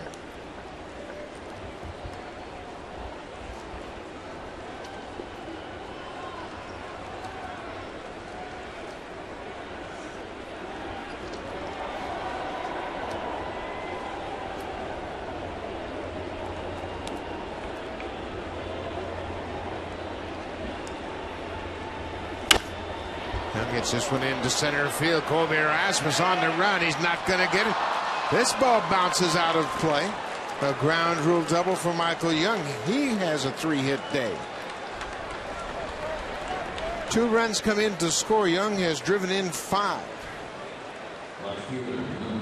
That's the second ball hit over Colby's head here on the afternoon. And when you see this, sometimes you wonder, is the outfielder playing a bit too shallow to start with? Michael Young can produce some power. Take a look at Colby. You see him on the move, and he's also had that groin injury as he at full speed right now. David Murphy pops it back out of play.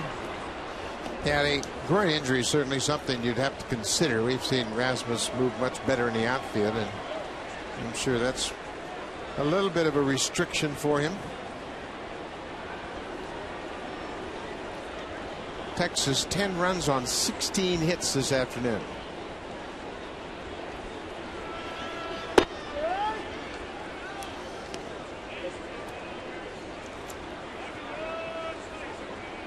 Texas will go home after this game to open up a series against the Orioles.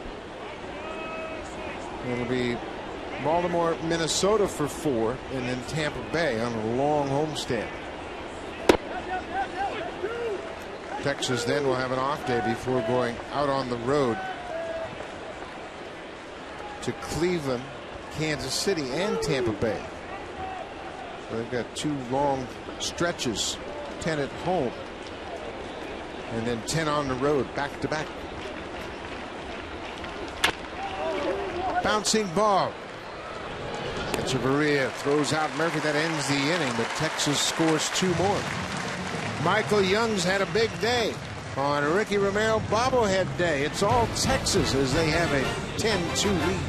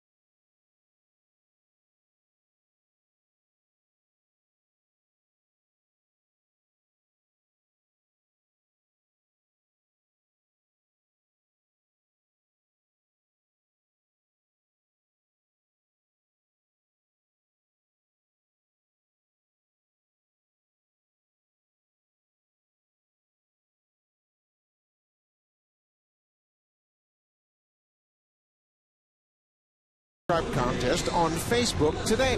There are 5 ways to win this year, including a grand prize draw for Canada's largest LCD TV, a 90-inch Sharp Aquos. Join Sharp Canada on Facebook today.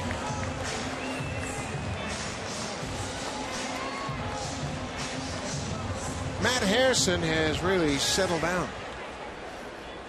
He's held the Blue Jays to 2 hits, a leadoff single by Yunel Escobar in the second, and Mike McCoy's first home run of the season, a 1-out shot in the 5th. Rajay Davis hits this one to left. Murphy breezes back and makes the catch, running away from the infield. 1 out.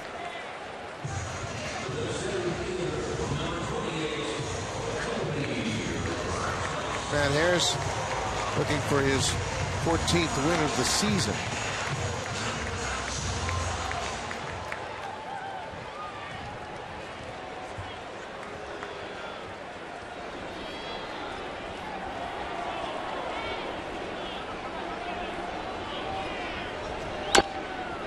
Erasmus bounces it foul on the first pitch.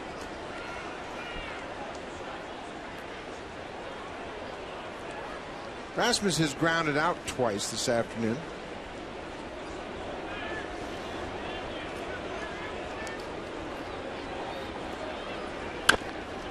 That's a fair ball. Mitch Moreland will go to the bag.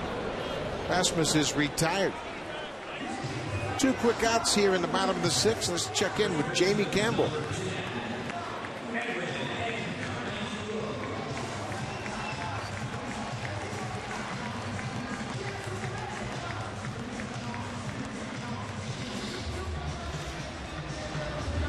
Baltimore's done a nice job bringing in Nate McLeod, who's playing some left field right now and making a contribution. The Orioles are 10 games over 500 coming into action this afternoon. They're 65 and 55. 3rd place in the American League East.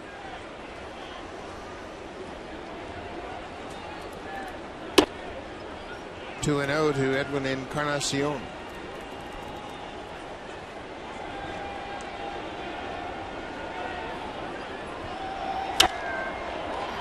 Popped up, long run for Cruz. He's got room and makes the catch. Blue Jays go down quietly in their half of the 6th. Just 7 pitches for Matt Harrison.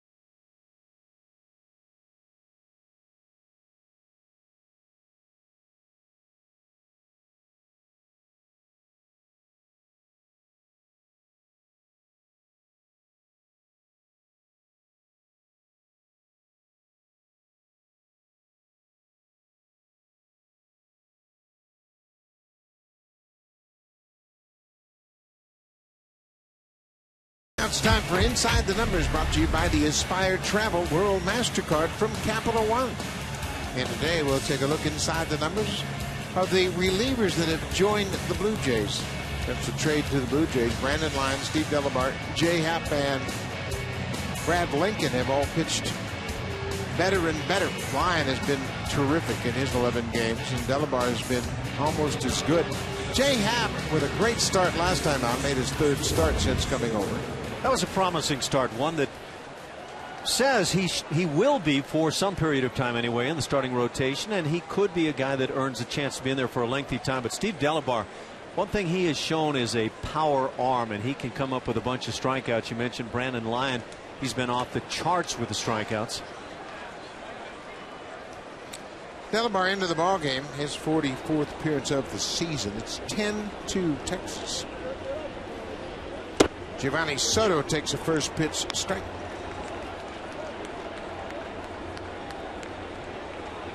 Three for three. Soto has scored a run and driven in a run.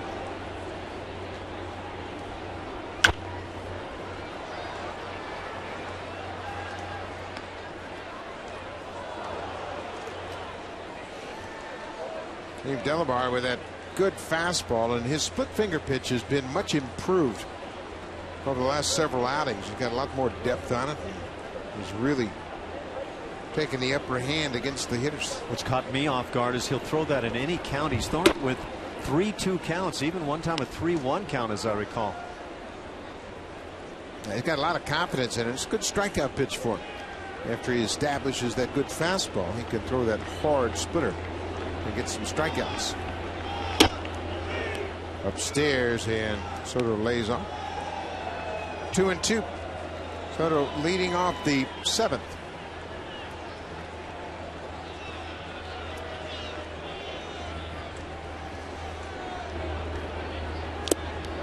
There's that splitter, and Soto strikes him. The action is easy to see, but what makes it all the more effective is it's on the heels of that tremendous fastball, breaking straight downward.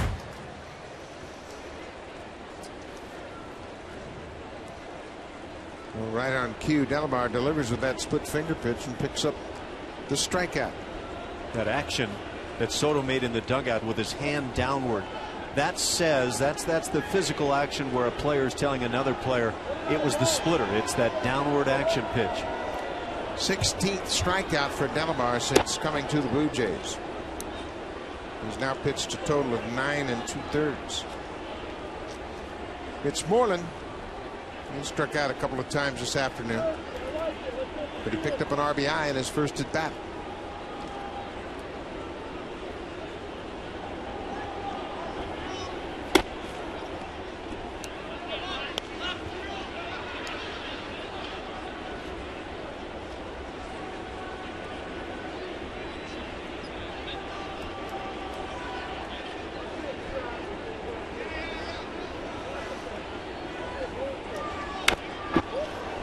There's that good fastball. You know you're going to get a fastball 2-0 in a lopsided game, and Moreland was still a little bit late.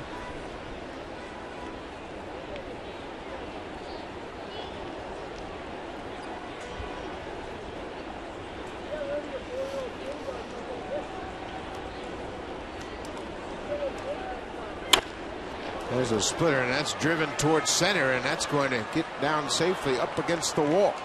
Moreland is headed for second, and he'll coast into second with a stand-up double.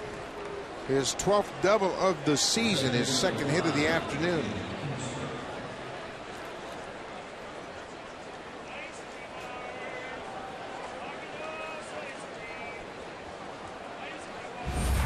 Take a peek at this pitch. The splitter, when it stays up, very much like what we talk about with Henderson Alvarez, just becomes easy to hit. And then Colby Rasmus, tough to say that he's laying off on that groin, but haven't seen what appears to be the typical Colby speed. One out, back to the top of the order. Ian Kinsler takes one inside. Yeah, I agree with you. It just looks like Colby's not really running at 100%. And we mentioned he's just returned to playing center field after giving into that groin injury. And I think a player might sometimes say, what are you talking about? I'm running fine. Colby makes this play easily, but sometimes I'm not sure that the player can see what other people can see, that maybe they're not completely 100% there, whether it's psychological or otherwise, just holding back a bit. Kinsler's retired. Elvis Andrus. Andrus with 3 singles and an infield single, and then 2 singles to center.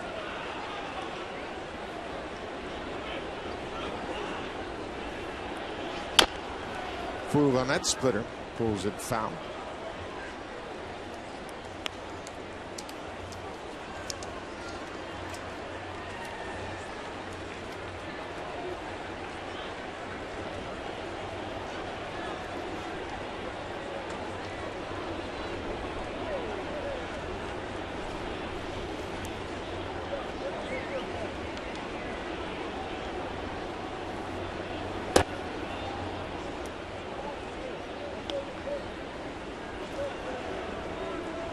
Steve Delabar is the third Blue Jay pitcher to work here this afternoon. Henderson Alvarez started. He went 4 1/3, gave up 8 runs on 12 hits. And Brad Lincoln with an inning and 2/3. Andrews goes after that splitter again and fouls it at the plate.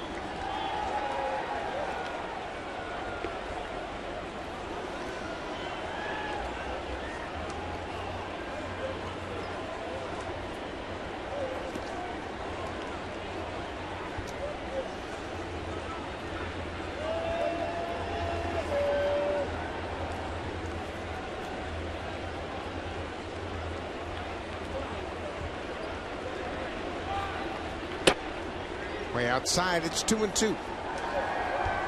7th inning, and it's all been Texas. Blue Jays won the opener on Friday night 3-2. Only 8 hits in total in that ballgame. And yesterday a 2-1 Texas win. Different story here this afternoon. Andrews strikes out. 2 strikeouts in the inning for Steve Delabar. Blue Jays will bat in the bottom of the 7th, down by 8.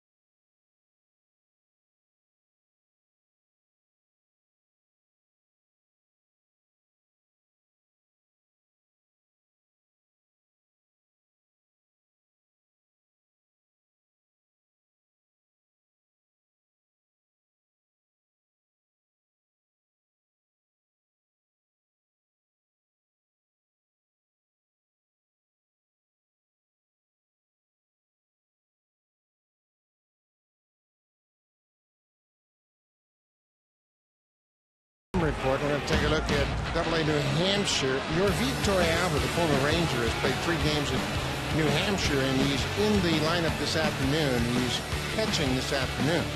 He has 4 hits in his 10 at-bats. He's walked 3 times. Good on-base percentage. He even has a stolen base. Victoria Albert is now 34 years old. He's out of Venezuela. He made his big league debut with the San Francisco Giants back in 2001. He spent parts of 5 seasons with San Francisco before being traded to Seattle. Spent time with the Mariners, the Rockies, San Diego in 2010, and Texas last year and most of this season. We should see him on Tuesday night in Detroit. The plans are for him to join the ball club and split time with Jeff Mathis behind the plate. Also might get Brett Lawrie back on Tuesday against the Tigers. Lawrie is down in Dunedin. He is playing with Dunedin this afternoon. They are in Lakeland. Lawrie is playing at third base, and he's gone 0 for 2 so far.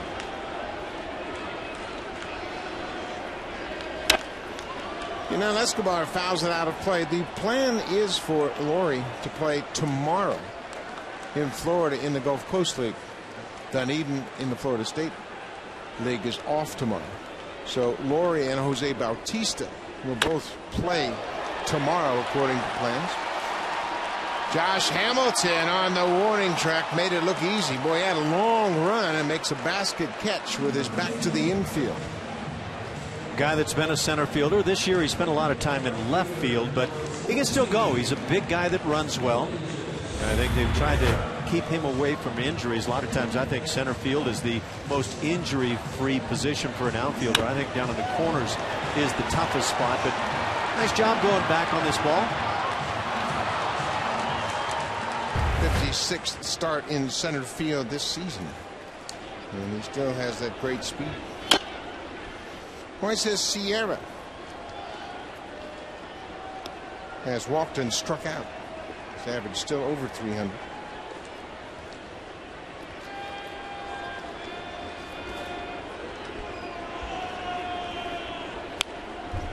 Got a pitch to hit there and fouled it straight back to the screen. There's a changeup left up in the strike zone.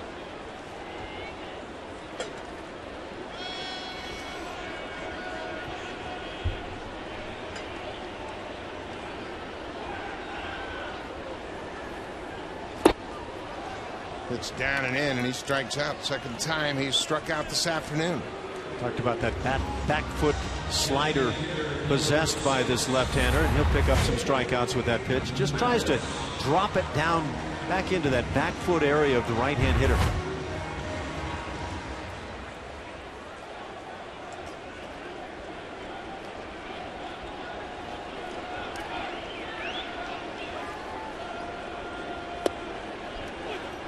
Jeff Mathis, the DH, who's had a sacrifice bunt, and he's struck out.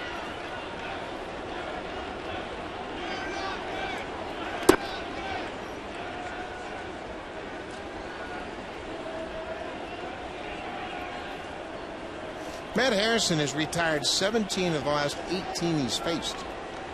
Only man to reach against him, Mike McCoy, had a one-out home run in the 5th.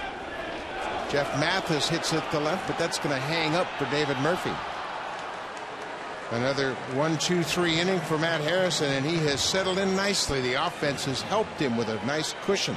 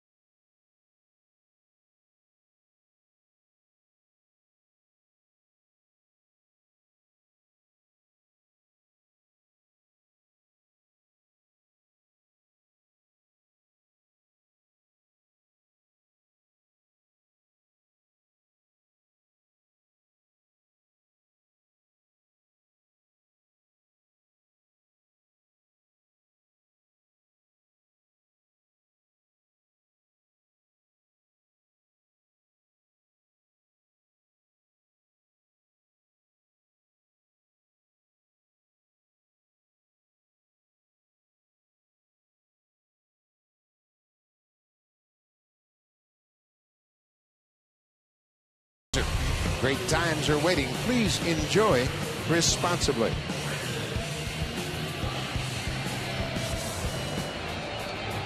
And that smart play coming right here.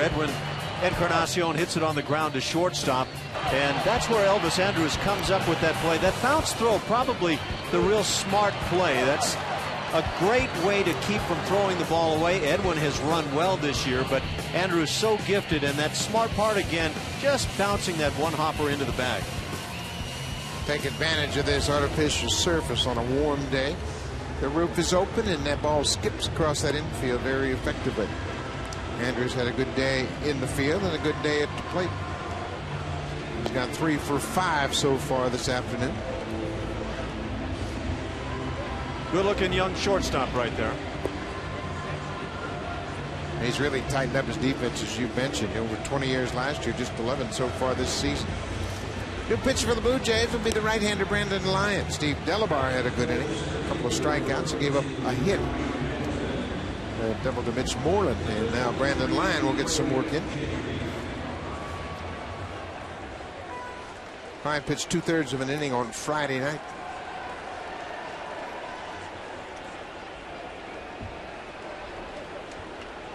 He came in to end the 7th inning, got a fielder's choice to get out of him, then struck out Elvis Andrews and then gave way to Aaron Loup. Craig Gentry will bat for Josh Hamilton. Give Hamilton the rest of the day off.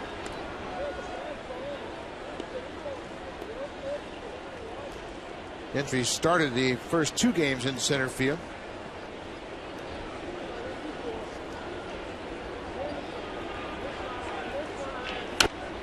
He was 0 for 3 yesterday afternoon. Got an RBI and a ground out on Friday night. 0 for 5 in the series.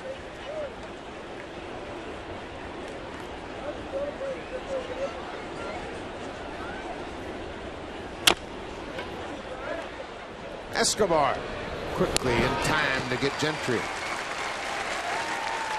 1 out.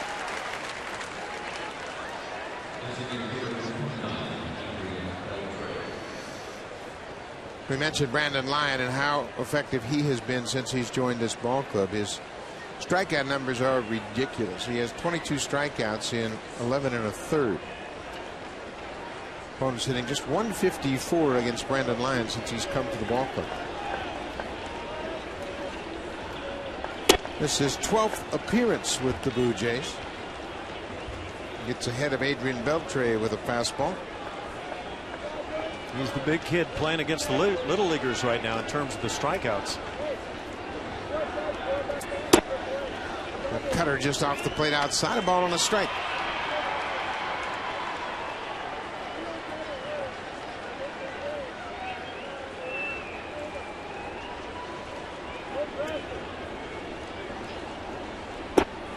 Third ball downstairs. The Rangers have 17 hits this afternoon. 7 of those are doubles. That ties their season high in doubles. They also had 13 doubles against the Angels back on the 13th of May. I think doubles are devastating for a pitcher. Every time you look around, there's somebody standing in scoring position. Beltre chases that fastball. Might have been off the plate. Which is why I hate to see guys, especially late inning relievers, that have the high leg kick and they enable the running game. So anytime a man reaches first base, in essence, it becomes a double.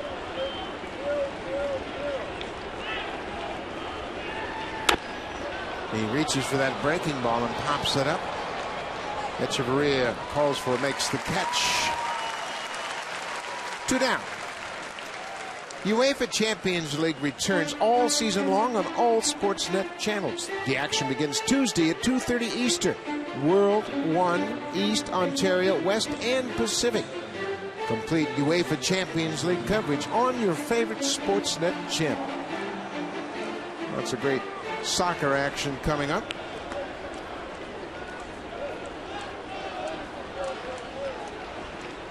Leonis Martin will also get a pinch hit opportunity here. Goes after that first pitch. He's batting for Nelson Cruz.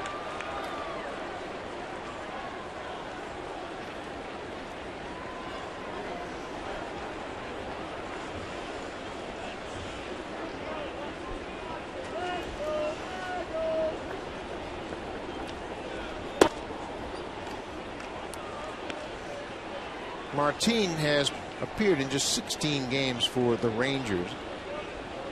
This is his first. He pinch hit in yesterday's game as well and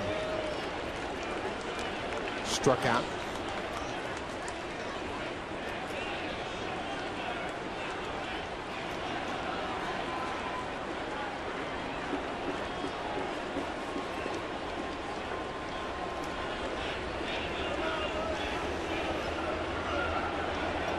Ryan is ahead 1-2, 2 outs. Top of the 8th inning.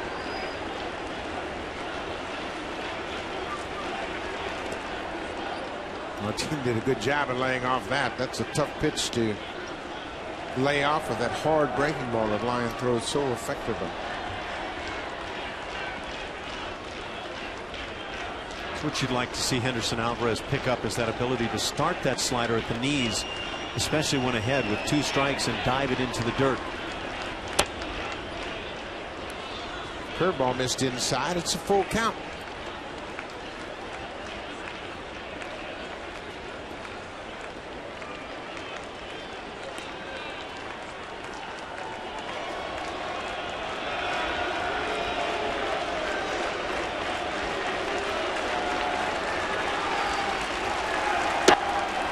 He'll take a walk. A 2-out walk issued by Brandon Lyon. And that will get Michael Young to the plate. There's a young fan. Not really sure what's going on here today, but out with the family on a beautiful Sunday afternoon. It's all about getting that new helmet. Having a great time. Michael Young goes too far. Lions ahead. Picking up a bobblehead doesn't hurt with the cause. And crowd on hand, 37,701 came out for Ricky Romero bobblehead day. Fastball just missed.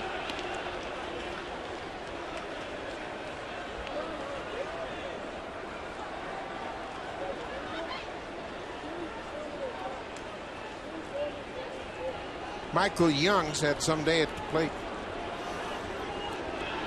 He's 3 for 4. Pops this one into right center. Rasmus back makes an easy play, but the inning is over. Brandon Lyon has another good inning under his belt. Gives up a 2-out walk and nothing more. It's 10-2 Rangers. Now it's time for Blue Jays Central Update. Here's Jamie Campbell and Greg Zahn in the Blackberry Broadcast Studio.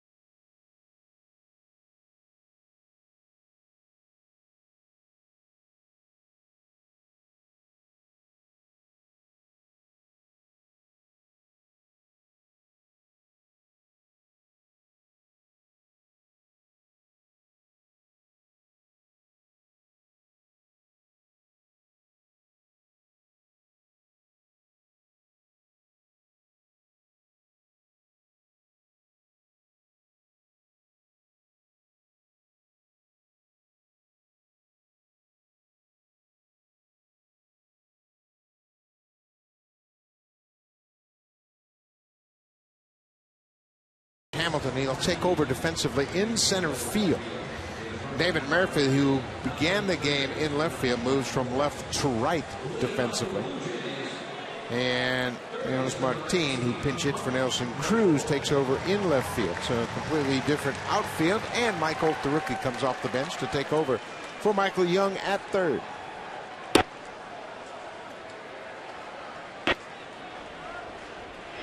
Mike McCoy has one of the 2 Blue Jay hits this afternoon. He lifts this one to center. Easy play for Gentry. McCoy's retired.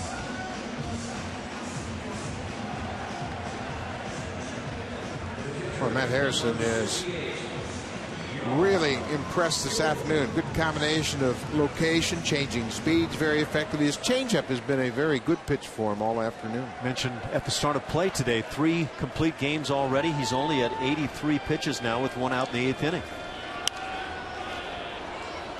Yan Gomes, the catcher this afternoon, is struck out and grounded out.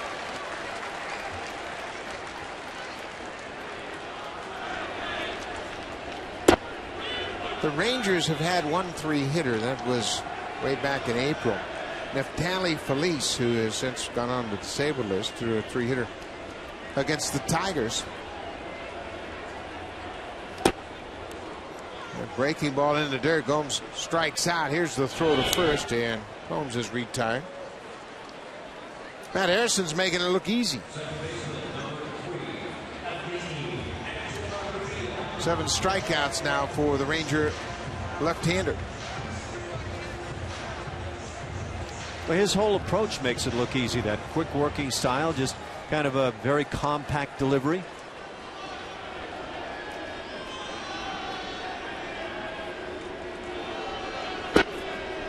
Keeps pumping around the knees, moving things around. Done a great job. Matt Harrison's low hit complete game is 5 hits. He's done that twice.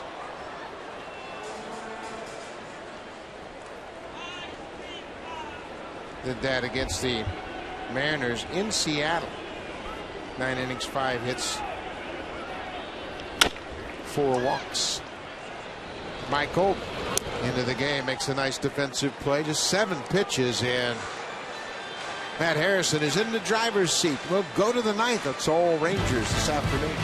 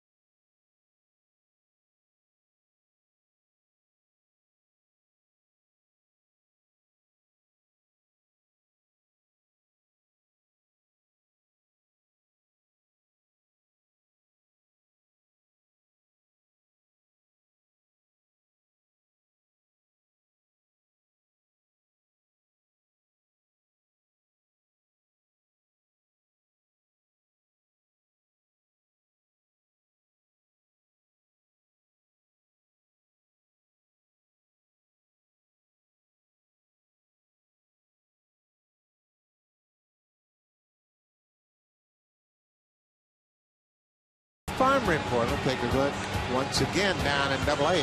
Mentioned Yovi Torrealba is catching for the Double-A team. Well, Brandon Morrow is pitching and having a very good outing. He's still on the ball game. He's got 3 innings so far, allowed just 1 hit. No earned runs. He's walked a batter and struck out 3. 44 pitches. The Blue Jays would love to get him up over 80 pitches so they can have him back in the big leagues with the ability to throw 80, 85 pitches in his first start, and that is slated to come sometime next weekend against the Orioles. And that seems to be a limit, about 85 pitches, in terms of what Morrow will do in that first start with the Blue Jays. And John Farrell believes that a pitcher will hit a certain pitch plateau in the minors, and you want to repeat that pitch count in the first game back in the big leagues. Chad Jenkins, we mentioned he went an inning in the 3rd yesterday. Comes on to work the 9th. Be interesting to see now. The Rangers have seen Jenkins and see how he reacts back-to-back games against a tough lineup.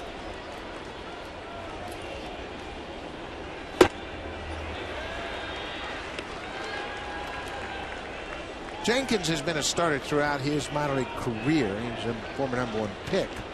But boy, he looks comfortable in this bullpen. That ball is hit high and deep. Sierra looking up. Murphy has just hit a home run. David Murphy's had a big day. Pair of doubles. And now he has hit his 11th home run of the season.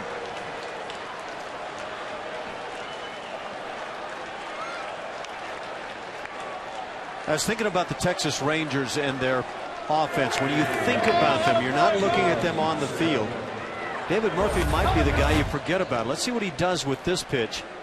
Left up and crushes. He's feeling it today. Third hit, as Buck says. And a guy that I think oftentimes gets overlooked, but a really good hitter. Yeah, he's a good player.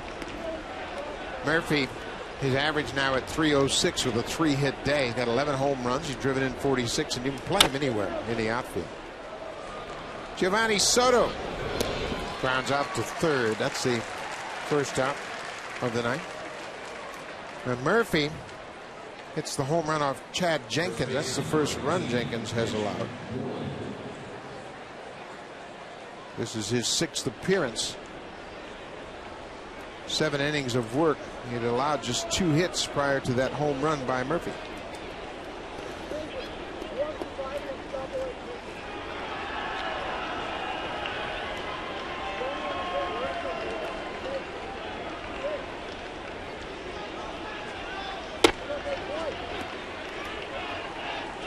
Chris Walton talking about Jenkins and his adapting to the bullpen. And he's a guy that just likes to be down in the game every day with a chance to contribute. Thinks this might be a good spot for him in the long run. This is popped into shallow center. Shortstop Escobar is back, makes the catch. 2 down.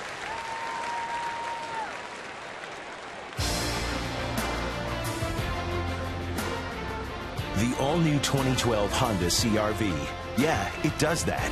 Honda, the official vehicle of the Toronto Blue Jays.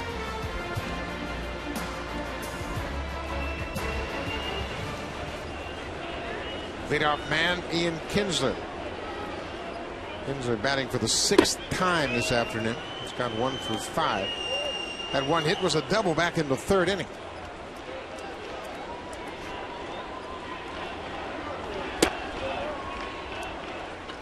Does this look to you like a strong World Series contending ball club? Start of the year, as they broke 15-4, immediately I bought in. I thought they were the best team in baseball.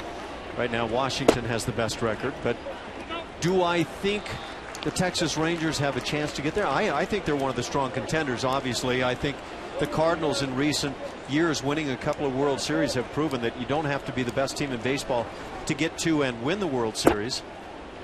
But I think this is a good roster. I think pitching is going to be a big key, and Matt Harrison leads the club in wins and looking for another one today.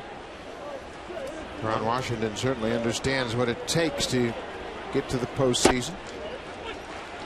I love their bullpen. Yeah. Their bullpen is very good. They're going to back into their bullpen with Mike Adams, Alexi Ogando, and Joe Nathan. I mean, that's a shutdown bullpen. Kinsler takes a 2-out walk to keep the inning going. I think the Yankees, obviously, they've been leading the American League East and handily for a long time, but I don't see them as a lockdown ball club. Their pitching has had their issues. They've had injuries. They're aging a bit, clearly, with the offensive side of the club. Yeah, it'll be interesting to see how Alex Rodriguez responds after coming back from a broken hand. Andrews goes after the first pitch. The club that has surprised me on the negative side is maybe the Angels. They started to make a run about a couple of months back, month and a half. And I thought they might overtake the Texas Rangers. They were floundering at the time, and they've had, it's kind of been a lengthy flounder playing around 500 ball. But the Angels have fallen on their faces. Boy, they sure have. Los Angeles is now 8 games back of the Texas Rangers in the AL West. On the positive surprise side, Baltimore, maybe even Tampa Bay and the Oakland A's have been huge surprises. Where Tampa Bay is amazing in their ability to stay in a race when they lose a key player like Longoria. They don't have many real dominant offensive players, but the pitching, the strength of their pitching has kept them afloat again. They get Longoria back. They start winning some ball games at a little more rapid pace. Little looper into left field. Elvis Andrus has his 4th hit of the afternoon.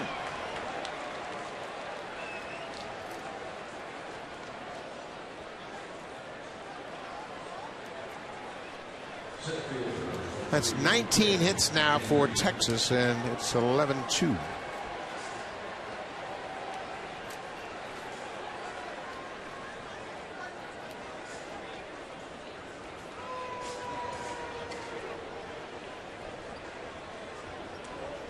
Frank Gentry came on as a pinch hitter in the 8th inning. I'm sure he didn't expect to get another at bat, but here he is batting with 2 outs in the 9th.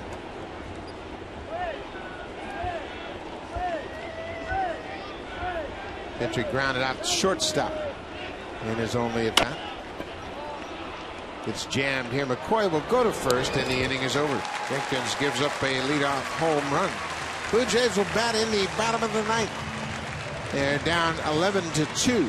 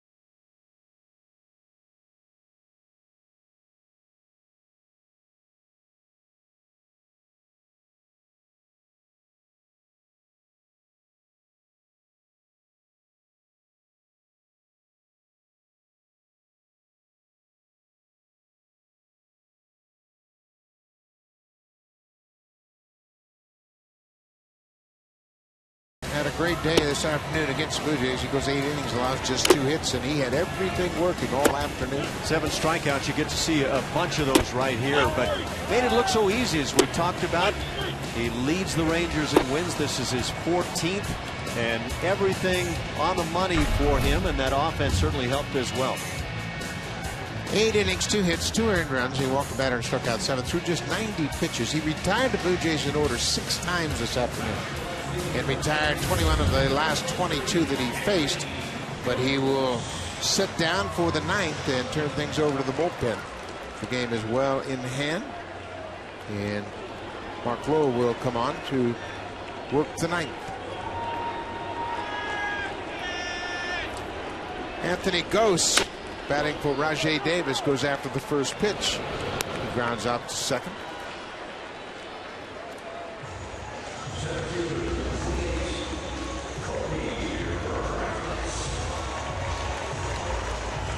Now the Rangers will win the season series against the Blue Jays 6-3. It's the first time they've won a season series since 2006 against the Jays. This has been a real rough stop for Ron Washington's Rangers. Not this weekend. They take 2 of 3. Javi Rasmus gives it a ride, but it's foul. Rasmus has grounded out 3 times this afternoon. Blue Jays have been held to just 2 hits.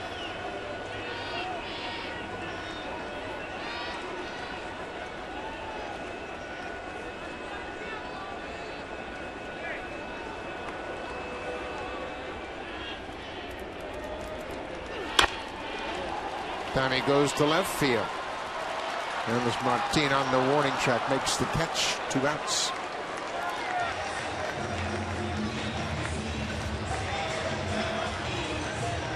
Now Edwin Encarnacion will step to the plate. Edwin's gone 0 for 3. Escobar had a leadoff single in the second. Mike McCoy had a 1-out home run in the 5th, and that's been it for the Blue Jays. Only 2 hits.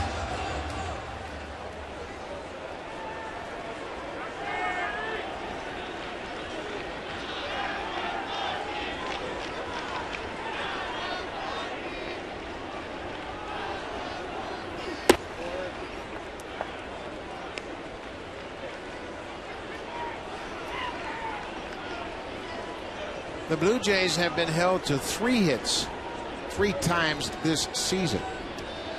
That's the lowest hit total for a game until this afternoon. Ball on the strike.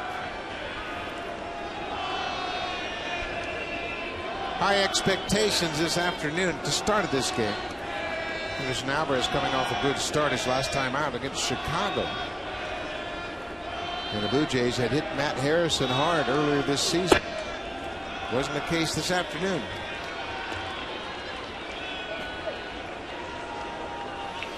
Yeah, that's what it feels like right about now. It's going to be the 16th loss in 21 games for the Blue Jays.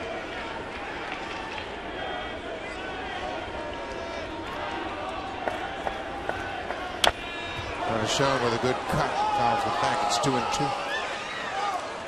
Well, the prospects will be getting a little bit brighter. Brett Flory hopes to join the team for the game on Tuesday night in Detroit. Jose Bautista might be back as soon as next weekend in Baltimore against the Orioles. Brandon Moore also hopeful of returning next weekend.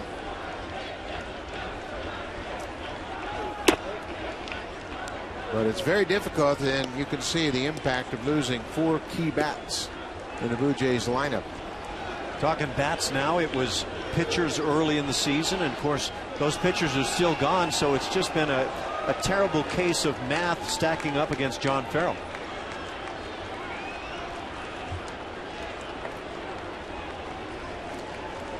Blue Jays will go 3-7 on this 10-game homestand. 3-2. Pop back, and Encarnacion stays alive.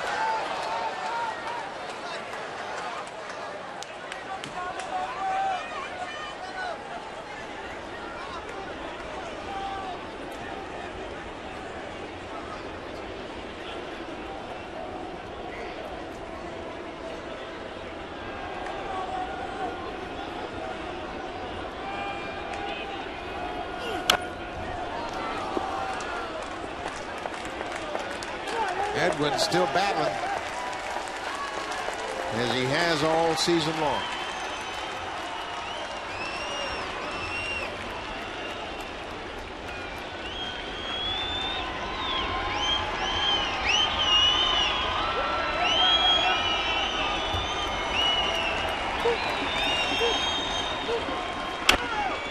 Ground ball to third. Mike Holt has it. Throw is offline, but Mitch Moreland stays on the bag, and the game is over. Texas wins it 11-2 and takes 2 of the 3 games in this series. Well, Matt Harrison was very good, but Henderson Alvarez, a disappointing day, trying to get back out there and rebound after a nice start his last time out. Gives up 8 runs in 4 1/3 innings. It was not good at all, and the only offense really you can talk about for the Blue Jays on this losing afternoon, Mike McCoy with a home run and the only 2 RBIs on the afternoon. Tough day for the offense, and Matt Harrison with just too much. 2 runs on 2 hits, and that's it. We'll see you Tuesday night. Stay tuned. Now it's time for Blue Jays Central. Here's Jamie Campbell and Greg Zahn from the Blackberry Broadcast Studio.